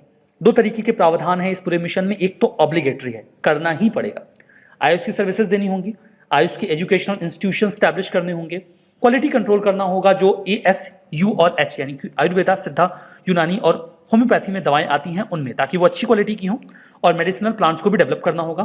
कुछ फ्लेक्सिबल कंपोनेंट्स हैं, आप चाहें तो करें, ना चाहें तो ना करें, लाइक आयुष वेलनेस सेंटर्स को डेवलप किया जाएगा योगा और नेचुरोपैथी को कंबाइन करते हुए। फर्दर और जो प्रावधान है वो ये है कि टेलीमेडिसिन की सुविधा उपलब्ध कराई जा सकती है। हम इनोवेशन लेकर आएंगे पब्लिक प्राइवेट पार्टनरशिप से, IEC information education and communication activities का इस्तेमाल करेंगे, और प्रोजेक्ट्स के लिए वॉलंटरी सर्टिफिकेशन स्कीम भी लॉन्च की जा सकती है। हमारा next article green hydrogen mobility project के बारे में है। देखिए, एक बार सऊदी अरेबिया के जो ऑयल मिनिस्टर हैं उनसे पूछा गया था 1970s में कि अगर ऑयल खत्म हो जाए तो क्या होगा। उन्होंने बहुत ही बेहतरीन जवाब दिया था। उन्होंने ये कहा कि स्टोन एज इसलिए नहीं खत्म हो गया था बिकॉज स्टोन खत्म हो गया था, स्टोन एज इसलिए खत्म हुआ था बिकॉज हमें स्टोन से आगे बढ़ना था। सिमिलरली ऑयल के खत्म होने से पहले ऑयल एज खत्म हो जाएगा, मतलब इसके पहले कि ऑयल खत्म हो हम सीख जाएंगे कि ऑयल के अलावा हमारे पास और कौन सी एनर्जी सोर्सेस हैं, और उन एनर्जी सोर्सेस में एक बहुत इंपॉर्टेंट एनर्जी सोर्स है हाइड्रोजन, जिसके इस्तेमाल को लेकर काफी लंबे समय से रिसर्चेस चल रही हैं और अभी कोशिश की जा रही है कि जो हमारा मोबिलिटी का सेक्टर है हम उसमें भी हाइड्रोजन एनर्जी का इस्तेमाल करें। तो NTPC रिन्यूएबल एनर्जी लिमिटेड ने अभी कंट्री का पहला green hydrogen mobility project Ladakh में लॉन्च किया है। NTPC REL यानी कि रिन्यूएबल एनर्जी लिमिटेड 100% सब्सिडरी है NTPC की। जब हाइड्रोजन एनर्जी को प्रोड्यूस किया जाता है तो ग्रीन हाउस गैस का एमिशन होता है। यहां पर देखिए, इसे गलत मत लीजिएगा, हाइड्रोजन एक क्लीन फ्यूल है, लेकिन हाइड्रोजन एनर्जी को प्रोड्यूस करने के लिए हम जिस पावर का, जिस एनर्जी सोर्स का इस्तेमाल करते हैं वो ग्रीन हाउस गैस का एमिशन करता है। अगर हम हाइड्रोजन एनर्जी को प्रोड्यूस करने के लिए रिन्यूएबल एनर्जी का इस्तेमाल करें इस प्रकार के हाइड्रोजन एनर्जी को ग्रीन हाइड्रोजन एनर्जी कहा जा सकता है। ग्रीन हाइड्रोजन को प्रोड्यूस करने के लिए हम इलेक्ट्रोलिसिस का इस्तेमाल करते हैं। इलेक्ट्रोलिसिस एक प्रक्रिया है जिसमें हम इलेक्ट्रिक करंट फ्लो करके किसी भी सब्सटेंस में केमिकल चेंजेस लाने की कोशिश करते हैं। यहां पर ये जो इलेक्ट्रोलिसिस का प्रोसेस किया जाता है, हम इसमें ही रिन्यूएबल एनर्जी का इस्तेमाल करते हैं, इसलिए उसका कोई कार्बन फुटप्रिंट नहीं होता, तो हमारा जो हाइड्रोजन होता है वो ग्रीन होता है। इसमें हम फॉसिल फ्यूल्स का इस्तेमाल नहीं करते क्योंकि वो ग्रीन हाउस गैस का एमिशन करता है। रेदर हम इस्तेमाल करते हैं बायोमास का या जो अदर रिन्यूएबल सोर्सेस हैं उनका। अगर ग्रीन हाइड्रोजन की ब्लेंडिंग हम 10% तक करते हैं जीसीडी में, यानी कि सिटी गैस डिस्ट्रीब्यूशन में, तो इसे हम धीमे धीमे वाइड स्प्रेड तौर पर एक्सेप्टेंस दिलवा पाएंगे और इसका इस्तेमाल हमें एक क्लीन एनर्जी एटमॉस्फेयर की ओर लेकर जाएगा। Next article dairy investment accelerator के बारे में है।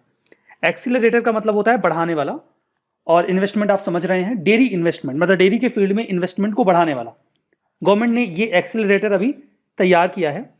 इसे सेटअप किया गया है department of animal husbandry and dairying के द्वारा, गवर्नमेंट ऑफ इंडिया के तहत, जो एक इन्वेस्टमेंट फैसिलिटेशन सेल है जो कोशिश करती है कि वेरियस फील्ड में ज़्यादा से ज़्यादा इन्वेस्टमेंट आए।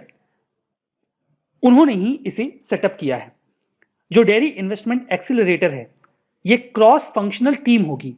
There will be a team जो लगातार इस बात का प्रयास करेगी या इन्वेस्टर्स के कांटेक्ट में रहेगी ताकि वो डेयरी के सेक्टर में अपना इन्वेस्टमेंट कर सकें।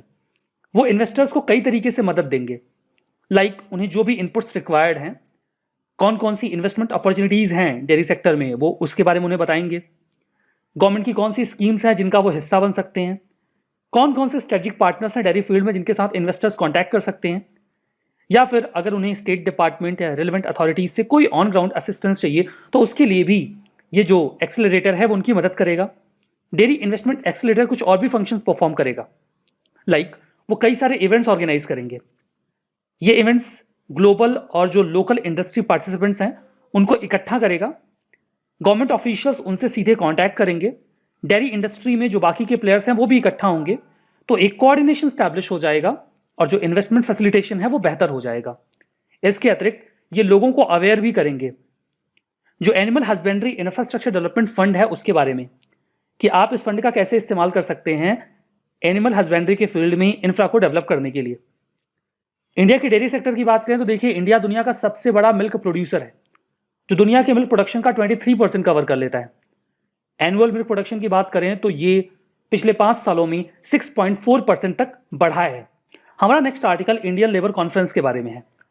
हाल ही में भारतीय मजदूर संघ ने हमारे ऑनरेबल प्राइम मिनिस्टर को एक लेटर लिखकर उनसे ये कहा कि वो इंडियन लेबर कॉन्फ्रेंस कन्वीन करना चाहते हैं। अब ऐसा कुछ नहीं है कि ये पहली बार ऐसा कोई कॉन्फ्रेंस होने वाला है इसलिए वो प्राइम मिनिस्टर से पूछ रहे हैं। ये एक औपचारिकता है। इंडियन लेबर कॉन्फ्रेंस अक्सर होता रहता है। जो आईएलसी है, it is a kind of labour parliament. Labour parliament ये जैसे देखिए इंटरनेशनल लेबर कॉन्फ्रेंस होता है, उसी की तर्ज पे भारत में इंडियन लेबर कॉन्फ्रेंस होता है।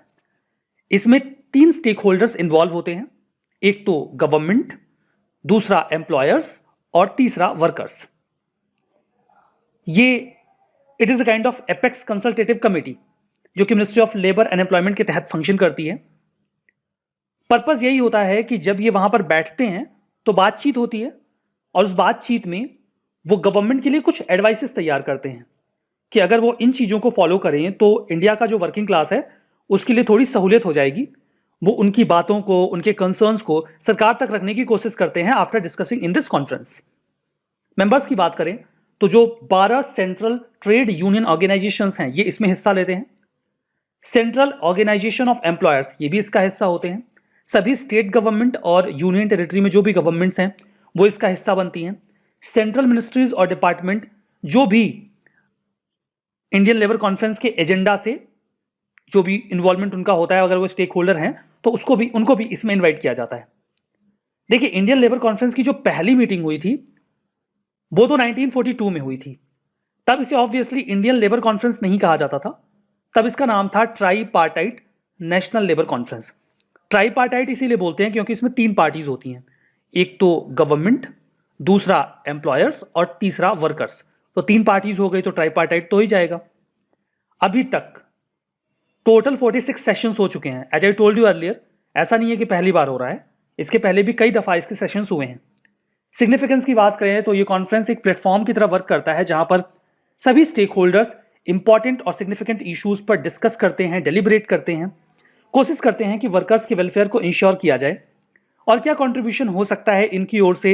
ये भी मेथोलॉजी वगैरह भी डिस्कस कर लेते हैं कि मिनिमम वेजेस कैसे फिक्स किए जाएं, लेबर्स का एक्सप्लॉयटेशन ना हो, इन सभी चीज़ों के बारे में ये विचार विमर्श कर लेते हैं। बात करते हैं इंटरनेशनल लेबर ऑर्गेनाइजेशन के बारे में। एकमात्र ट्राईपार्टाइड एजेंसी है यूनाइटेड नेशंस की। इसमें गवर्नमेंट, एम्प्लॉयर और वर्कर्स जो 187 मेंबर कंट्रीज से बिलोंग करते हैं वो इकट्ठा होते हैं। ये लेबर स्टैंडर्ड्स, पॉलिसीज और प्रोग्राम्स को तैयार करते हैं ताकि सभी मेन और वुमेन के लिए डिसेंट वर्क को प्रमोट किया जा सके। आईएलओ को उनके फंक्शंस के लिए 1969 में नोबेल पीस प्राइज दिया गया।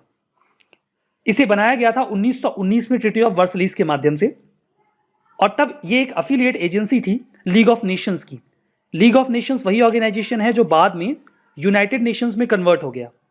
और जब यूनाइटेड नेशंस बना, लीग ऑफ नेशंस चूंकि फेल हो गया, उद्देश्य यही था फर्स्ट वर्ल्ड वॉर के बाद इसे बनाने का कि सेकेंड वर्ल्ड वॉर या कोई और युद्ध ना हो, बट ऐसा हो तो पाया नहीं। सेकेंड वर्ल्ड वॉर हुआ तो लीग ऑफ नेशंस को खत्म करके एक अलग ऑर्गेनाइजेशन बनाया गया, दैट इज यूनाइटेड नेशंस।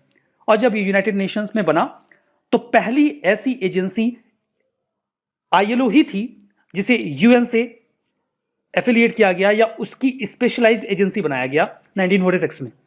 इसका हेडक्वार्टर है स्विट्जरलैंड के जिनेवा में। हमारा next article policy on vintage vehicle के बारे में है। विंटेज का मतलब होता है पुराना, समथिंग लाइक हेरिटेज टाइप।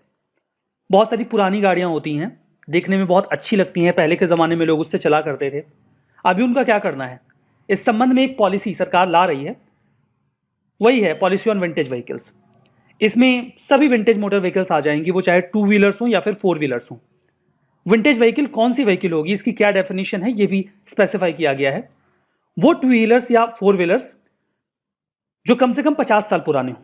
50 साल पुराना होने का मतलब क्या है कि जब उन्हें फॉर द फर्स्ट टाइम खरीदा गया, उसके बाद जो उनका रजिस्ट्रेशन किया गया, तो रजिस्ट्रेशन की जो डेट थी उस डेट से अभी तक 50 ईयर्स कंप्लीट हो गए हों, तो ऐसी व्हीकल को विंटेज व्हीकल डिक्लेयर कर दिया जाएगा। ठीक है, अब यहां पर पहले सेल की बात हो रही है, नहीं दोबारा कई बार लोग सेकेंड हैंड सेल कर देते हैं ना, वो बात नहीं, पहली बार जब सेल हुआ तो कंडीशन ये है कि जो व्हीकल विंटेज व्हीकल डिक्लेयर की जा रही है उसमें किसी भी प्रकार का मॉडिफिकेशन नहीं होना चाहिए। आजकल आपने देखा है लोग व्हीकल्स खरीदते हैं तो उसे एकदम मॉडिफाई करवा देते हैं। कोई कार को स्पोर्ट कार बनवा देता है, तो कोई जो थार है उसमें बड़े बड़े पहिए लगवा देता है, कोई बुलेट मॉडिफाई करवा देता है। तो ये सब नहीं चलेगा। अगर आपने अपनी व्हीकल को मॉडिफाई करवा दिया है तो अब उसे विंटेज व्हीकल का दर्जा नहीं दिया जाएगा। उसके बॉडी सेल या इंजन में किसी भी प्रकार का कोई बदलाव नहीं होना चाहिए। जो नई पॉलिसी है वो किसी भी प्रकार के कमर्शियल पर्पज से इस्तेमाल नहीं होगी। लाइक आपने एक विंटेज व्हीकल रजिस्टर करवाया है तो वैसे नहीं कि आपने किसी हेरिटेज वाले एरिया में उसको खड़ा कर दिया कि लोग उस रीजन में एक पुरानी कार से घूमें। ऑब्वियसली लोग अट्रैक्ट होंगे, लेकिन आप इसका इस्तेमाल इस पर्पज से नहीं कर सकते और आप उसे रेगुलर यूज में भी नहीं ले सकते कि आप उससे ऑफिस जा रहे हैं। हाँ, कभी कभार घूमने टहलने का मन हो, किसी को दिखाना हो कि हमारे पास विंटेज व्हीकल है, तो आप ऑब्वियसली उसे यूज कर लीजिए। इसके अलावा आपको जो करना है करिए, बट आप उसे रेगुलर यूज में नहीं लेंगे और कमर्शियल पर्पज से इस्तेमाल नहीं करेंगे। रजिस्ट्रेशन की बात यह है, जो भी पुरानी व्हीकल होती है उसका अपना एक रजिस्ट्रेशन नंबर होता है, वो तो कंटिन्यूड रहेगा। बट अगर आप चाहते हैं कि आपकी व्हीकल को विंटेज व्हीकल का दर्जा दिया जाए तो आप उसके लिए अप्लाई करते हैं। जब आप अप्लाई करेंगे तो आपको एक अलग रजिस्ट्रेशन प्लेट दी जाएगी। उस रजिस्ट्रेशन प्लेट में कुछ नंबर्स होंगे, जो पहले 2 लेटर्स होंगे वो स्टेट को इंडिकेट करेंगे। लाइक महाराष्ट्र का है तो MH, उत्तर प्रदेश का है तो UP, मध्य प्रदेश का है तो MP, समथिंग लाइक दैट। उसके बाद लिखा रहेगा VA, और VA इस बात का इंडिकेशन होगा कि ये व्हीकल एक विंटेज व्हीकल है। 2 लेटर की सीरीज में फाइनली 4 डिजिट्स होंगी जो 0001 से लेकर 49 तक हो सकती हैं। ये स्टेट जो रजिस्टरिंग अथॉरिटी है वही डिसाइड करेगी कि आपको कौन सा नंबर मिलने वाला है। रजिस्ट्रेशन की जो इन्फॉर्मेशन है वो आपको परिवहन पोर्टल पे मिल जाएगी। अगर आप रजिस्टर करवाने जाएंगे तो 20,000 का खर्चा आएगा। बाद में उसे रिन्यू भी करवाना होगा आपको, तो 10 साल तक वो वैलिड रहेगा। फिर रिन्यूअल करवाएंगे तो 5,000 का फिर से खर्चा आएगा। ऐसा नहीं कि आपने विंटेज व्हीकल डिक्लेयर कर दिया अपनी व्हीकल को तो फिर आप उसे बेच खरीद नहीं सकते, ऐसा कुछ नहीं है। आपको बेचना है तो आप बेचिए, आपको बस स्टेट ट्रांसपोर्ट अथॉरिटी को इस बारे में जानकारी दे देनी होगी। अभी सरकार एक स्क्रैपेज पॉलिसी लेकर आ रही है। जो पुरानी व्हीकल्स हैं जो अच्छी कंडीशन में नहीं है उनको स्क्रैप करना होगा। एक बार आपने अपनी व्हीकल को विंटेज व्हीकल डिक्लेयर कर दिया तो वो स्क्रैपेज पॉलिसी के बाहर हो जाएगा। फिर आपको अपनी व्हीकल को स्क्रैप करने की आवश्यकता नहीं है जैसा कि बाकियों को करना पड़ेगा। अगर कोई और विंटेज व्हीकल है, पुराने जमाने की गाड़ी है और वो भी 50 साल कंप्लीट नहीं कर पाया है, तो हर 5 साल पे उसका फिटनेस टेस्ट करवा के उसे कंटिन्यू किया जा सकता है। हमारा नेक्स्ट आर्टिकल प्रधानमंत्री ग्राम सड़क योजना के बारे में है। अभी minister of state for rural development से प्रश्न पूछा गया था इस योजना के बारे में, तो उन्होंने जवाब ये दिया कि फंड का एलोकेशन राज्यों को इस आधार पर किया जाएगा प्रधानमंत्री सड़क योजना के तहत कि उन्होंने कितना काम हाथ में ले रखा है, कितना उनका खर्चा है और उनके पास कितना अनस्पेंट बैलेंस है। तो उन्होंने जवाब दिया। मुद्दा न्यूज में आया तो डिस्कस कर लेते हैं।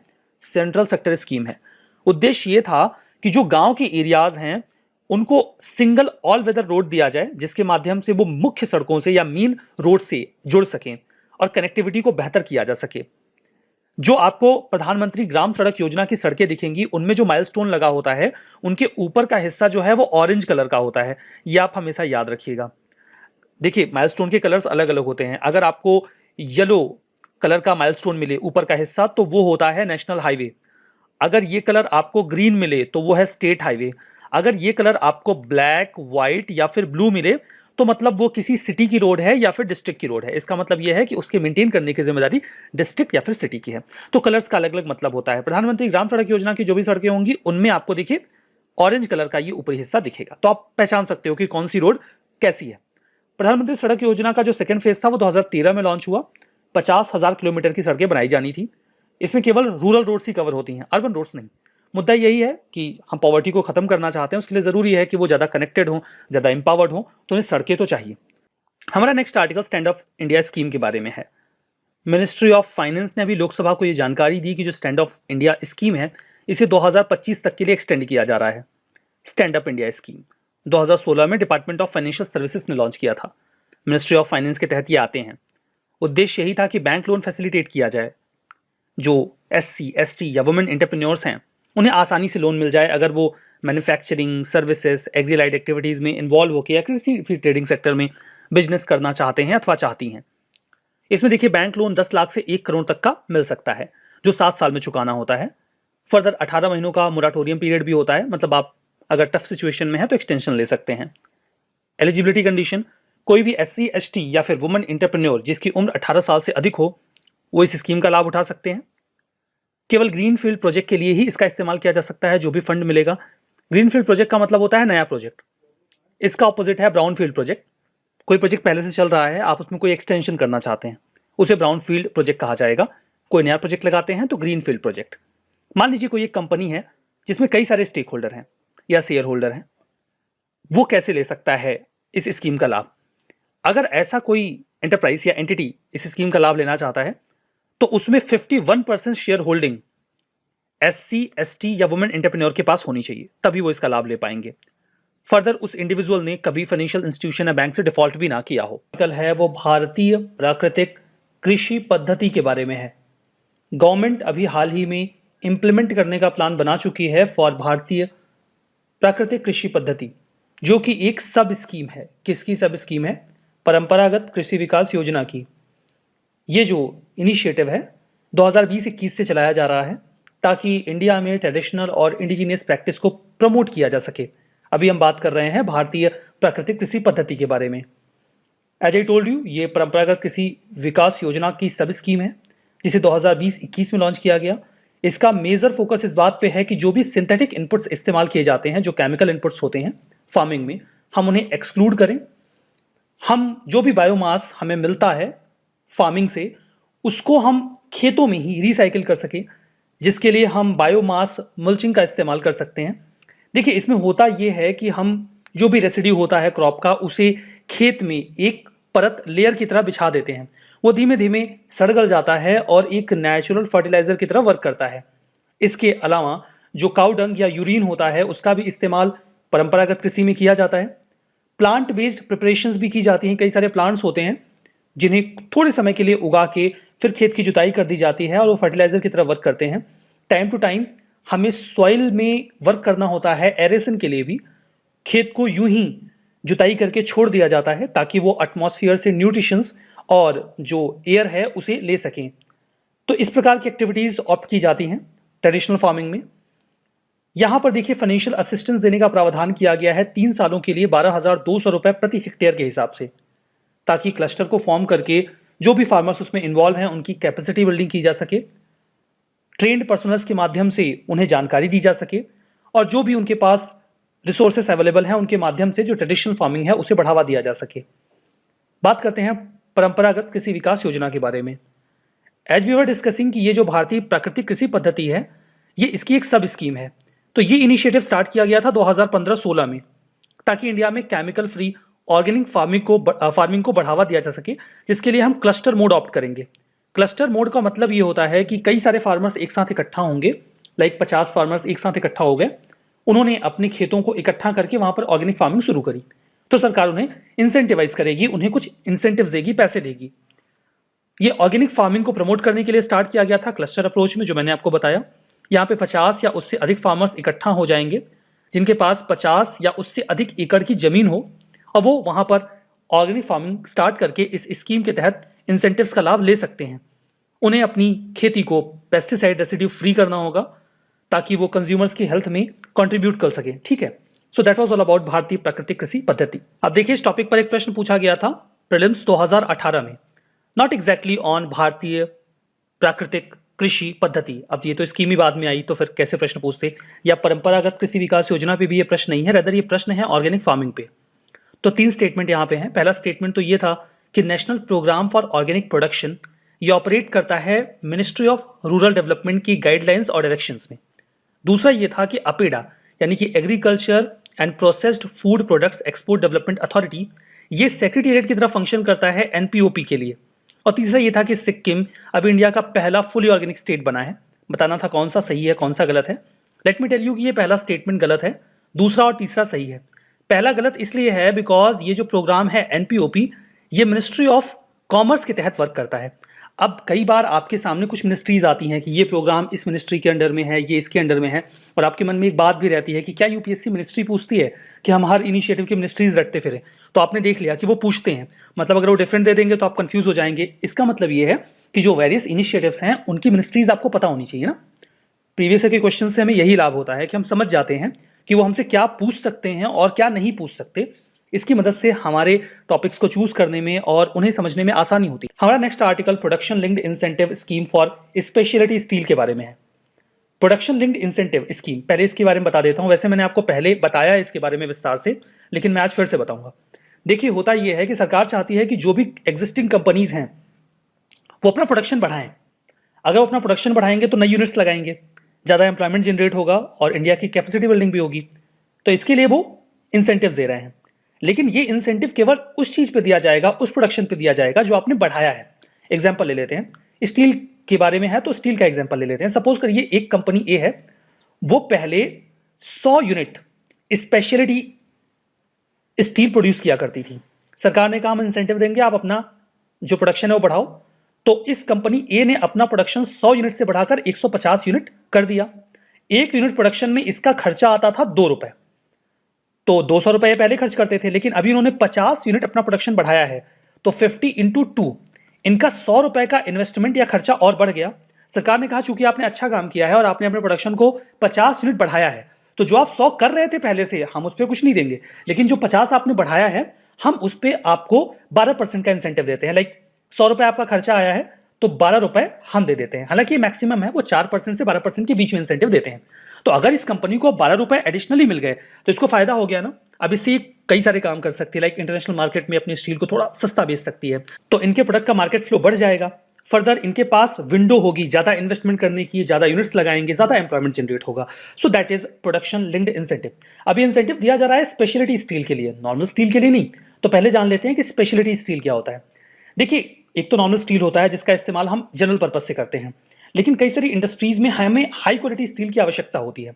तो जो हाई क्वालिटी स्टील होती है उसमें सर्टेन चीजों को वैल्यू एड करके उन्हें ज्यादा स्ट्रांग बनाया जाता है। ज्यादा स्ट्रांग बनाने के लिए कई बार उनमें कोटिंग की जाती है, प्लेटिंग की जाती है, हीट ट्रीटमेंट दिया जाता है ताकि वो हीट को बेयर करने की ज्यादा कैपेसिटी डेवलप कर सकें, और उन्हें हाई वैल्यू एडेड स्टील में कन्वर्ट कर दिया जाता है, जिसका इस्तेमाल वेरियस पर्पसेस से किया जाता है। अब यहाँ पर कई सारे स्ट्रेटजिक एप्लीकेशन इसके हो सकते हैं। जो स्पेशलिटी स्टील होता है लाइक डिफेंस, स्पेस, पावर, इसके अलावा ऑटोमोबाइल सेक्टर में भी इसका इस्तेमाल किया जा सकता है। तो जो इंसेंटिव दिया जाएगा that will be for speciality steel, not for normal steel. ताकि उसका प्रोडक्शन इंडिया में बढ़े, हाई ग्रेड स्पेशलिटी स्टील का। देखिए इसमें केवल 5 कैटेगरी के स्पेशलिटी स्टील ही इन्वॉल्व है, केवल इन पर ही इंसेंटिव मिलेगा, सब पे नहीं। पहला है कोटेड प्लेटेड स्टील प्रोडक्ट्स, दूसरा है high strength wear resistant steel, जो मजबूत होते हैं और आसानी से इनमें जंग नहीं लगती। तीसरा है speciality rails and alloy steel product, चौथा है स्टील वायर्स और पांचवा है इलेक्ट्रिकल स्टील। अब इसमें जो इंसेंटिव दिया जाएगा वो 3 स्लैब्स में होगा, वो 4% से लेकर 12% के बीच होगा, सबसे लोवेस्ट 4, सबसे मैक्सिमम 12। और जो 12% इंसेंटिव दिया जाएगा that will be for electrical steel. Electrical steel इसलिए ज्यादा, ये देखिए हाईली इंजीनियर्ड स्टील होते हैं जिससे इलेक्ट्रिसिटी का फ्लो सेफ होता है, बिजली का क्षरण नहीं होता रास्ते, मतलब वो कम नहीं होती, उसका नुकसान नहीं होता, तो इसलिए इनको ज्यादा इंसेंटिवाइज किया जा रहा है। एलिजिबिलिटी की बात करें तो कोई भी कंपनी जो इंडिया में रजिस्टर्ड है और स्पेशलिटी स्टील बना रही है वो इस स्कीम के तहत आ जाएगी। ये स्कीम 5 सालों के लिए है, 2023-24 से 27-28 के बीच में।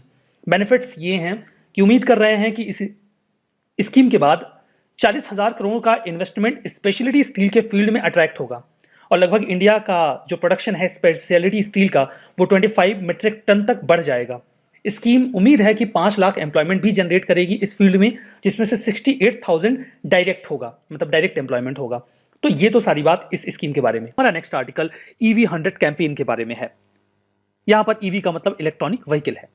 महाराष्ट्र की सरकार ने अभी ये पहले राज्य बन गए हैं भारत के जिन्होंने हाथ मिला लिया है क्लाइमेट ग्रुप के EV 100 कैंपेन के साथ।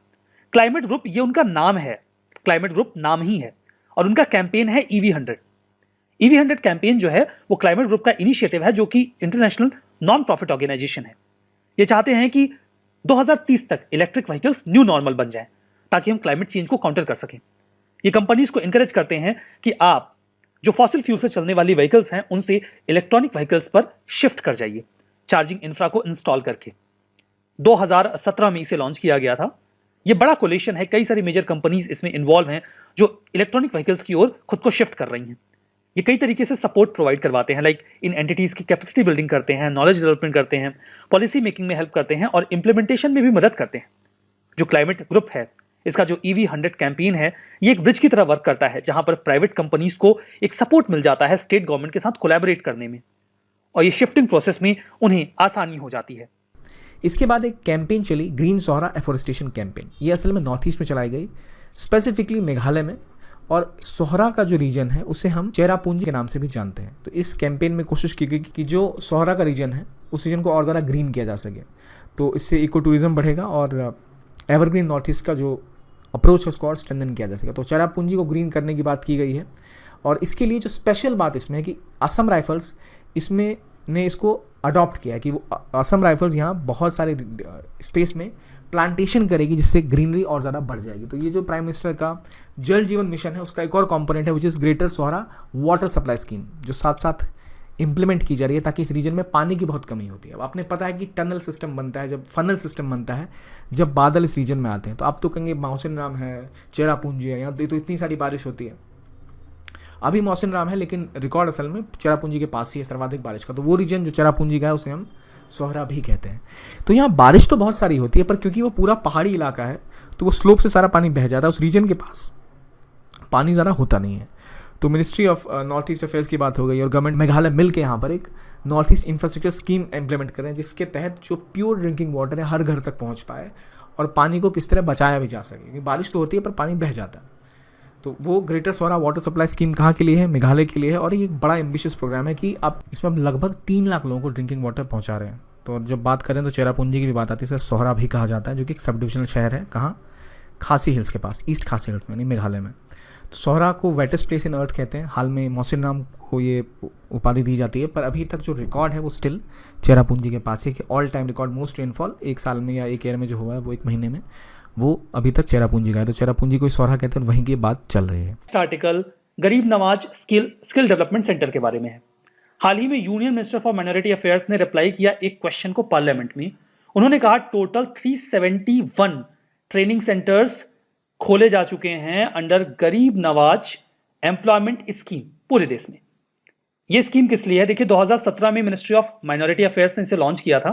ऑब्जेक्टिव ये था कि माइनॉरिटी कम्युनिटी से बिलोंग करने वाले जो यंगस्टर्स हैं हम उनको ट्रेनिंग दें, ट्रेनिंग ऐसी दें कि उन्हें जॉब मिल सके, short term job oriented skill. अब इसे एक साथ मत पढ़िएगा, शॉर्ट टर्म जॉब मत पढ़िएगा, ठीक है। शॉर्ट टर्म अलग है, जॉब ओरिएंटेड अलग है। तो short term job oriented skill development courses यहाँ पे करवाए जाते थे माइनॉरिटी यूथ को, ताकि वो ऐसे स्किल अवेल कर सकें कि उन्हें आसानी से जॉब मिल जाए। मौलाना आजाद एजुकेशन फाउंडेशन इसे इंप्लीमेंट कर रहा है, जो कि एक ऑटोनोमस बॉडी है मिनिस्ट्री ऑफ माइनॉरिटी अफेयर्स के अंतर्गत। स्कीम जो है वो जो क्राइटेरिया डेवलप किया गया है ministry of skill development and entrepreneurship, उसके आधार पर चलता है। और यहां पर एक प्रोग्राम इंप्लीमेंटेशन एजेंसी यानी कि PIA है जो इस काम को इफिशिएंटली करती है। इसमें यह प्लान है PIA के द्वारा कि जो भी लोग ट्रेनिंग लेंगे उनमें से 70% को तो हम जॉब दिलवा देंगे। मंथली स्टाइपेंड दिया जाता है 3 महीने तक जब वो ट्रेनिंग ले रहे हों, और ट्रेनिंग खत्म होने के बाद 2 महीने तक और स्टाइपेंड दिया जाता है प्लेसमेंट होने के बाद भी, ताकि वो एक सस्टेनेबल इनकम अवेल कर सकें और वापस से जॉब में जा सकें। So that was all about Gareeb Nawaz skill development centre. Next article world economic outlook के बारे में है। IMF इसे रिलीज करता है, वर्ल्ड इकोनॉमिक आउटलुक। इन्होंने अपनी रिपोर्ट में कहा कि ग्लोबल इकोनॉमिक ग्रोथ 2021 में 6% के आसपास रहेगी। चलो बढ़िया बात है। IMF का ये एक रिपोर्ट है जिसमें वो एनालाइज करते हैं जो भी IMF की पॉलिसीज हैं इकोनॉमिक डेवलपमेंट को लेकर उनकी मेंबर कंट्रीज में, उसे ये इवेलुएट करने की कोशिश करते हैं, उसके बेसिस पे प्रोजेक्शन करते हैं। ये डेवलपमेंट को प्रोजेक्ट करते हैं ग्लोबल फाइनेंशियल मार्केट और इकोनॉमिक सिस्टम के लिए। IMF वर्ल्ड इकोनॉमिक आउटलुक को साल में 2 बार प्रिपेयर करता है, और जो मीटिंग्स होती हैं international monetary and financial committee की, उनमें ये डिस्कशन का की पॉइंट होता है। की फाइंडिंग्स, इंडिया 2021 में 9.5% की ग्रोथ अवेल करेगा, एक्सपेक्टेड है, और 8.5% 2022 में। पहले इन्होंने अप्रैल में बोला था कि ये ग्रोथ 6.9% की होगी, इन्होंने उसे थोड़ा बढ़ा के 9.5% अभी किया है। हालांकि पहले इन्होंने ये 11% के अप्रॉक्स बताया था, वो अभी घटा के उन्होंने 9.5% किया है, बिकॉज सेकेंड वेव ने इंडिया को बहुत बुरी तरीके से हिट किया। पिछले साल हमने देखा था 2020 में इंडिया की इकॉनमी 8% कॉन्ट्रैक्ट कर गई थी, ठीक है। IMF की बात करें तो इंटरनेशनल फाइनेंशियल इंस्टीट्यूशन है, वाशिंगटन DC में हेडक्वार्टर है, 1945 में बनाया गया था, 189 कंट्रीज इसकी मेंबर हैं। 27 दिसंबर 1945 को इंडिया ने इसे ज्वाइन कर लिया था। ये कोशिश करते हैं कि इंटरनेशनल फाइनेंशियल मार्केट स्टेबल बना रहे, सभी एंटिटीज अच्छे से वर्क करें और सभी देशों के सिटीजन्स आपस में ट्रांजैक्ट कर सकें। ये 2 इंपॉर्टेंट रिपोर्ट्स जारी करते हैं, ग्लोबल फाइनेंशियल स्टेबिलिटी रिपोर्ट और वर्ल्ड इकोनॉमिक आउटलुक। हमारा अगला आर्टिकल है direct monetisation of fiscal deficit के बारे में। अब आपको मालूम है कि इकोनॉमी बहुत बुरे हाल में चल रही है कोविड-19 के बाद से। जैसे ही सेकंड वेव आई है उसने इकोनॉमी के हालात बहुत ख़राब कर दिए हैं।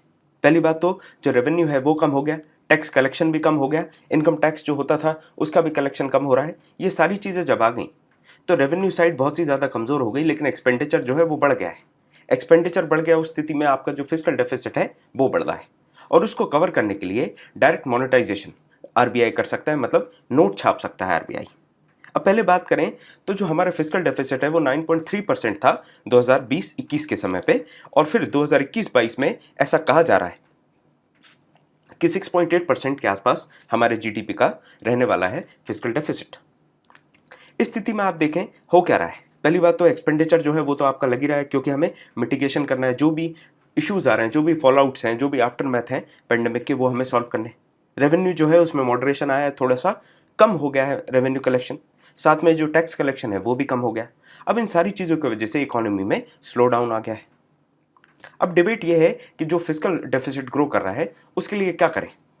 हमें एडिशनल स्टिमुलस भी देना है ताकि इंडियन इकोनॉमी जो है वो पेंडेमिक के बाद धीरे धीरे बूस्ट करे, धीरे धीरे राइज करके पटरियों पर वापस आए। तो ये तो हो गया करंट कॉन्टेक्स्ट। अब समझते हैं फिस्कल डेफिसिट क्या है और कैसे उसको फाइनेंस करा जाता है। टोटल इनकम जो गवर्नमेंट की है, जो भी आपको टैक्स से मिलता है, नॉन डेट कैपिटल रिसिप्ट जो होते हैं, और उसका जो टोटल एक्सपेंडिचर है। जब आप एक्सपेंडिचर में से इनकम को माइनस करेंगे तो आपको पता चल जाएगा। अगर एक्सपेंडिचर कम है, इनकम ज़्यादा है, तो पॉजिटिव में आएगा, तो वो डेफिसिट नहीं होगा। यहाँ पर फिस्कल डेफिसिट मतलब खर्चा ज़्यादा है, आमदनी कम है। आमदनी 98, खर्चा रुपया, ये आपको याद रखना है। अब गवर्नमेंट के पास फिस्कल डेफिसिट के समय 2 रास्ते होते हैं। पहला ये कि वो टैक्सेस को बढ़ा दे, दूसरा कि वो उधार ले ले, और उसके साथ में एक और रास्ता ये होता है कि करेंसी जो है गवर्नमेंट क्या करेगी, बॉन्ड्स दे देगी RBI को, और RBI उतने अमाउंट का नोट छाप के दे देगा, जिसको आप कहते हैं मोनेटाइजेशन ऑफ डेफिसिट। ये चीज़ भी करी जा सकती है, सेंट्रल बैंक के पास ये पावर होता है। अभी जो डायरेक्ट मोनेटाइजेशन है वो किस तरीके से होता है। गवर्नमेंट जो है वो प्राइवेटली अपने जो बॉन्ड्स है वो सेंट्रल गवर्नमेंट को, सेंट्रल बैंक को दे देगी गवर्नमेंट, और फिर सेंट्रल बैंक क्या करेगा, उन बॉन्ड्स को खरीद के प्राइमरी मार्केट से करेंसी जो है वो गवर्नमेंट के अकाउंट में डाल देगा, इलेक्ट्रॉनिक अकाउंट एंट्री हो जाएगी। अब इससे क्या होगा, गवर्नमेंट के पास पैसा आ गया तो गवर्नमेंट मार्केट में डालेगा ताकि इकोनॉमी जो है वो बूस्ट करे। इसको हेलीकॉप्टर मनी के नाम से आप जनरली जानते हैं। जब फर्स्ट वेव आई थी उस समय हेलीकॉप्टर मनी करंट अफेयर में बहुत ज़्यादा था। रिसेशन के समय भी इसी तरीके के जो वेज एंड मीन्स हैं ये अपनाए जाते हैं सेंट्रल बैंक्स के द्वारा, ताकि कंट्री को, इकोनॉमी जो है कंट्री की, उसको वापस पटरी पे लाया जा सके। यहाँ पर बात आ जाती है अब थोड़ा सा डायरेक्ट मोनेटाइजेशन इंडिया में किस तरीके से उसकी पूरी हिस्ट्री है। 1997 तक ये चलता था, एडहॉक ट्रेजरी बिल होते थे, मतलब जो सेंट्रल बैंक है वो ऑटोमेटिकली गवर्नमेंट के लिए डायरेक्ट मोनेटाइजेशन कर देता था, ये आपको याद रखना है। उसके बाद 1997 के बाद से ये जो सिस्टम है ये ऑटोमेटिक जो एडहॉक ट्रेजरी बिल्स के द्वारा central bank cash balance maintain करता था सेंट्रल गवर्नमेंट का, वो बंद हो गया। उसके बाद वेज एंड मीन्स एडवांसेस का जो फंडा है वो आ गया, ये सिस्टम अडॉप्ट कर लिया गया 1997 के बाद। 97 से 2006 तक की बात करें तो यहाँ पर भी कहीं ना कहीं आरबीआई एक इंपॉर्टेंट रोल प्ले कर रहा था। इवन दो ऑटोमेटिक मोनेटाइजेशन नहीं हो रहा है, लेकिन जो मोनेटाइजेशन है आरबीआई से वो तब भी चल रहा था। प्राइमरी इशुएंस जो भी गवर्नमेंट बॉन्ड्स का होता था, गवर्नमेंट सिक्योरिटीज का, वो आरबीआई करता था। 2003 के बाद एफआरबीएम आया और एफआरबीएम ने इन दोनों चीज़ों को अलग अलग कर दिया, उससे चेंज आ गया। लेकिन अब 2003 का जो एफआरबीएम आया उसमें ऐसा कोई क्लॉज नहीं था कि गवर्नमेंट जो है वो सेंट्रल बैंक की हेल्प ले सकती है डायरेक्ट मोनेटाइजेशन में, जिसको अमेंड कर दिया गया। एफआरबीएम एक्ट को अमेंड किया गया 2017 में और यहाँ पर एक एस्केप क्लॉज जोड़ दिया गया, जिसके तहत अगर कोई अनफोर्सीन सर्कमस्टेंसेस आए, जैसे वॉर हो जाए, नेशनल कैलामिटी आए, एग्रीकल्चर सिवेरिटी से कोलैप्स हो जाए, बहुत ज़्यादा नुकसान हो जाए, उस स्थिति में जो आपका सेंट्रल बैंक है वो रोल में आ सकता है और वो डायरेक्ट मोनेटाइजेशन कर सकता है। डायरेक्ट मोनेटाइजेशन अलाउड है, ये एस्केप क्लॉज एफआरबीएम एक्ट में ऐड कर दिया गया 2017 में। अगला आर्टिकल हमारा माइक्रो फाइनेंस रेगुलेशंस के बारे में। अभी जो माइक्रो फाइनेंस है इसका बहुत अच्छा एग्जांपल आपको सेल्फ हेल्प ग्रुप से समझ में आ जाएगा, जो कि बांग्लादेश से अडॉप्ट किया गया। बांग्लादेश में इसकी 1983 में सक्सेस को देखते हुए यहाँ पर इंडिया में हम लेके आए थे और इंडिया में भी बहुत ज़्यादा सक्सेसफुल ये रहा है।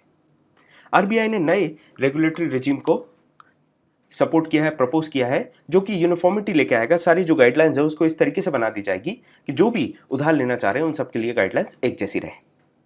अब माइक्रो फाइनेंस क्या है, इसमें फाइनेंशियल सर्विसेज जो हैं वो स्मॉल लोन्स या फिर जो पुअर या लो इनकम हाउस होल्ड्स हैं उनको पैसे दिए जाते हैं। ऐसी एक्टिविटीज़ के लिए मान के चलिए पापड़ बनाने की एक छोटा सा प्लांट खोलना चाहती हैं 4 महिलाएं मिलकर, तो उनको लोन दिया जाएगा। या फिर सिलाई कढ़ाई का काम करना चाहती हैं तो कोई भी इनकम जनरेटिंग एक्टिविटी के लिए लोन देने का काम ये करते हैं छोटे लेवल पे, तो वो हो गया आपका माइक्रो फाइनेंसिंग। ये ओरिजिनेट कहाँ से होता है, ये बांग्लादेश से ओरिजिनेट होता है। 1983 में ग्रामीण बैंक का जो कॉन्सेप्ट था वहाँ से ये शुरू होता है, जिसमें वुमेन बोरोवर्स जो थी वो सेल्फ हेल्प ग्रुप में ऑर्गेनाइज कर ली गई थी। इंपॉर्टेंट बात यह है कि जनरल जो सिस्टम है माइक्रो फाइनेंसिंग का उसमें ऐसा होता है कि जो एनजीओज हैं वो लोगों के साथ जुड़ते हैं और एनजीओज जो बाहर से पैसा आता है उससे माइक्रो फाइनेंसिंग का काम करते हैं। लेकिन इंडिया में जो सिस्टम है वो थोड़ा अलग है। यहाँ पर पब्लिक बैंक्स को इन्वॉल्व किया गया है, एक proper network of public banks हैं जो कि काम करते हैं माइक्रो फाइनेंसिंग का और माइक्रो फाइनेंसिंग प्रोवाइड करते हैं। ये एक्सपेरिमेंट जो है इसमें 3 पार्टीज हैं, सेल्फ हेल्प ग्रुप, एनजीओ और बैंक्स। पहले तो सेल्फ हेल्प ग्रुप और एनजीओ अपना अच्छा खासा राब्ता बनाएंगे, फिर उसके बाद जब समझ में आएगा कि ये मैच्योर हो गए, एक लेवल ऑफ मैच्योरिटी अटेन कर लेंगे, उसके बाद बैंक्स जो है वो क्रेडिट देना चालू कर देते हैं। सेल्फ हेल्प ग्रुप और बैंक लिंकेज प्रोग्राम भी शुरू किया गया था 1992 के आसपास, जिसने आज दुनिया के सबसे बड़े world's largest micro finance movement का रूप ले लिया है। आज 100 लाख एसएचजी हैं जिनको क्रेडिट जो है लगभग 1 लाख करोड़ का क्रेडिट इन्होंने लिया है, आउटस्टैंडिंग 1 लाख करोड़ से भी ज़्यादा का। जो माइक्रो फाइनेंसिंग एक्सपेरिमेंट हुआ है इंडिया में, इसको नबार्ड डिस्क्राइब करता है रिलेशनशिप बैंकिंग के तौर पे। इसका मतलब यह है कि यहाँ पर कस्टमर लॉयल्टी बहुत इंपॉर्टेंट चीज़ हो जाती है, कस्टमर बेनिफिट्स और भी बहुत सारी चीज़ें हैं जिनको ज़्यादा इंपॉर्टेंस दिया जाता है इन कंपैरिजन टू पैरेलल या ट्रेडिशनल बैंकिंग जो सिस्टम्स होते हैं पूरी दुनिया में जिस तरीके से चलता है उनके कंपैरिजन में। माइक्रो फाइनेंसिंग के अलग अलग रेगुलेशंस हैं, आप देख सकते हैं यहाँ पर कि माइक्रो फाइनेंसिंग में बोरोवर की क्या डेफिनेशन होगी। रूरल एरिया में 1,25,000 के आसपास उसकी इनकम होनी चाहिए, आमद होनी चाहिए, हाउस होल्ड इनकम, और 2 लाख के आसपास अर्बन एरिया में होनी चाहिए। उसके बाद हाउस होल्ड्स कितना पैसा ले सकते हैं इसकी भी सीमा है। लोन क्या हो का जो नेचर होगा वो क्या होगा, बंधक नहीं रखना पड़ेगा इनको, कुछ कोलेटरल नहीं चाहिए। साथ में कितने लोन्स ले सकते हैं, कितना अमाउंट ले सकते हैं, कितनी म्याद है, कितने समय के लिए ये लोन ले सकते हैं वो भी है। रीपेमेंट का क्या तरीका होगा, क्या अवधि होगी, फिर माइक्रो फाइनेंसिंग की जो प्राइसिंग होगी वो किस तरीके से होने वाली है। और एग्जाम्पशंस हैं जो नॉट फॉर प्रॉफिट ऑर्गेनाइजेशंस वगैरह हैं, उनके लिए क्या क्या रियायतें दी गई हैं वो भी इसमें दिया है। कंपनीज एक्ट की बात करी गई है, कैसे किन एंटिटीज में इनको क्लासिफाई करा गया वो भी यहाँ पर आपको दिया है। बात करें एग्री स्टैक की, तो रिसेंटली एग्री स्टैक खबर में था, कुछ ऐसी ऑर्गेनाइजेशंस हैं जो कि डिजिटल राइट्स की बात करते हैं या फार्मर राइट्स की बात करते हैं, वो इस एग्री स्टैक बनाने से, जो गवर्नमेंट का प्लान है एग्री स्टैक बनाने का, उससे खुश नहीं है। अब एग्री स्टैक जो है वो टेक्नोलॉजी और डिजिटल डाटाबेस का एक कलेक्शन होने वाला है, जिसमें फार्मर का भी स्टैक होगा, मतलब फार्मर्स की भी पूरी इन्फॉर्मेशन, फार्म जो है उनका उसकी इन्फॉर्मेशन, साथ में जो क्रॉप है उसकी इन्फॉर्मेशन भी होगी। इन तीनों चीज़ों को लिंक कर दिया जाएगा, जिसमें डिजिटल डेटा होने वाला है, लैंड रिकॉर्ड होगा, लैंड से कितना रेवेन्यू आता है, तो वो कैडेस्ट्रल जो मैपिंग होती है जिसमें कितना फार्म से रेवेन्यू जनरेट हो रहा है, कितना टैक्स वगैरह आ रहा है, उसकी भी इंफॉर्मेशन होती है। तो यहाँ पर आप देखेंगे कि GIS का भी यूज़ करा जाएगा, जोग्राफिकल इंफॉर्मेशन सिस्टम का भी यूज़ किया जाएगा, जियो स्पेशल एरिया में उसको इस तरीके से मैपिंग वगैरह भी कर दी जाएगी। फार्मर के बारे में, फार्म कितना साइज़ का है, उसमें कौन सी फसल उगाई गई, ये सारी इन्फॉर्मेशन आपको एक ही जगह लिंक करके मिल जाएगी। तो काफ़ी फायदेमंद होने वाला है स्टेट गवर्नमेंट्स के लिए भी और अन्य पब्लिक एंटिटीज़ के लिए भी ये काफ़ी अच्छा होने वाला है। जो गवर्नमेंट स्कीम्स हैं, जैसे प्रधानमंत्री फसल बीमा योजना है, PM किसान योजना है, सॉइल हेल्थ कार्ड है, इन सबको भी धीरे धीरे इसी डेटाबेस के साथ लिंक कर दिया जाएगा, ताकि जो भी फार्मर वेलफेयर से रिलेटेड एक्टिविटीज़ हैं वो काफ़ी ज़्यादा सीमलेस हो जाए। अभी recently department of agriculture, corporation and farm welfare ने एक MOU भी साइन किया है माइक्रोसॉफ्ट के साथ, जो कि काम कर रही है फार्मर सर्विस इंटरफेस को यूनिफाई करने के लिए। सारे जो भी फार्मर्स हैं उनके जो सर्विस इंटरफेस है उसको यूनिफाई कर दिया जाएगा क्लाउड कंप्यूटिंग की मदद से, क्लाउड कंप्यूटिंग की सर्विसेज से। अब इससे फ़ायदा क्या होने वाला है, और भी स्कीम्स हैं जो कि एक जगह पे आप एक्सेस कर सकते हैं, जैसे किसान सुविधा स्कीम है, एक स्मार्टफोन ऐप है जिससे आपको वेदर के बारे में, जो भी मार्केट में डीलर है उनके बारे में, प्राइस के बारे में, प्लांट्स को कैसे प्रोटेक्ट करना है, एग्रीकल्चर के बारे में जो भी एडवाइजरीज होती हैं, और भी बहुत सारी चीज़ों के बारे में आपको पता चल जाएगा। किसान ऐप है, इसमें भी इंफॉर्मेशन वगैरह आपको मिल जाती हैं, एक्सपर्ट्स और जो गवर्नमेंट ऑफिशियल हैं वो आपको इन्फॉर्मेशन दे देते हैं। फार्मोपीडिया हो गया जो कि सीडैक बॉम्बे ने डेवलप किया है, ये अलग अलग भाषाओं में एक एंड्रॉयड ऐप बनाई गई है जो कि इन्फॉर्मेशन देती है क्रॉप्स की, वेदर मॉनिटरिंग और कैटल मैनेजमेंट, ये सारी चीज़ें इन्फॉर्मेशन मिल जाती हैं। क्रॉप इंश्योरेंस की ऐप है, सेहतकारी ऐप, ये एक मैगजीन है सेहतकारी, जो कि आप बिना इंटरनेट के भी देख सकते हैं, इस मैगजीन को पढ़ सकते हैं। फिर एग्री मार्केट ऐप है और पूसा कृषि ऐप, ये सारी ऐप्स जो हैं ये आप अलग अलग तरीके से फार्मर्स को हेल्प कर सकती हैं। एग्री स्टैक में ये फ़ायदा होगा। तो आज के इस सेशन में बस इतना ही। Thank you very much.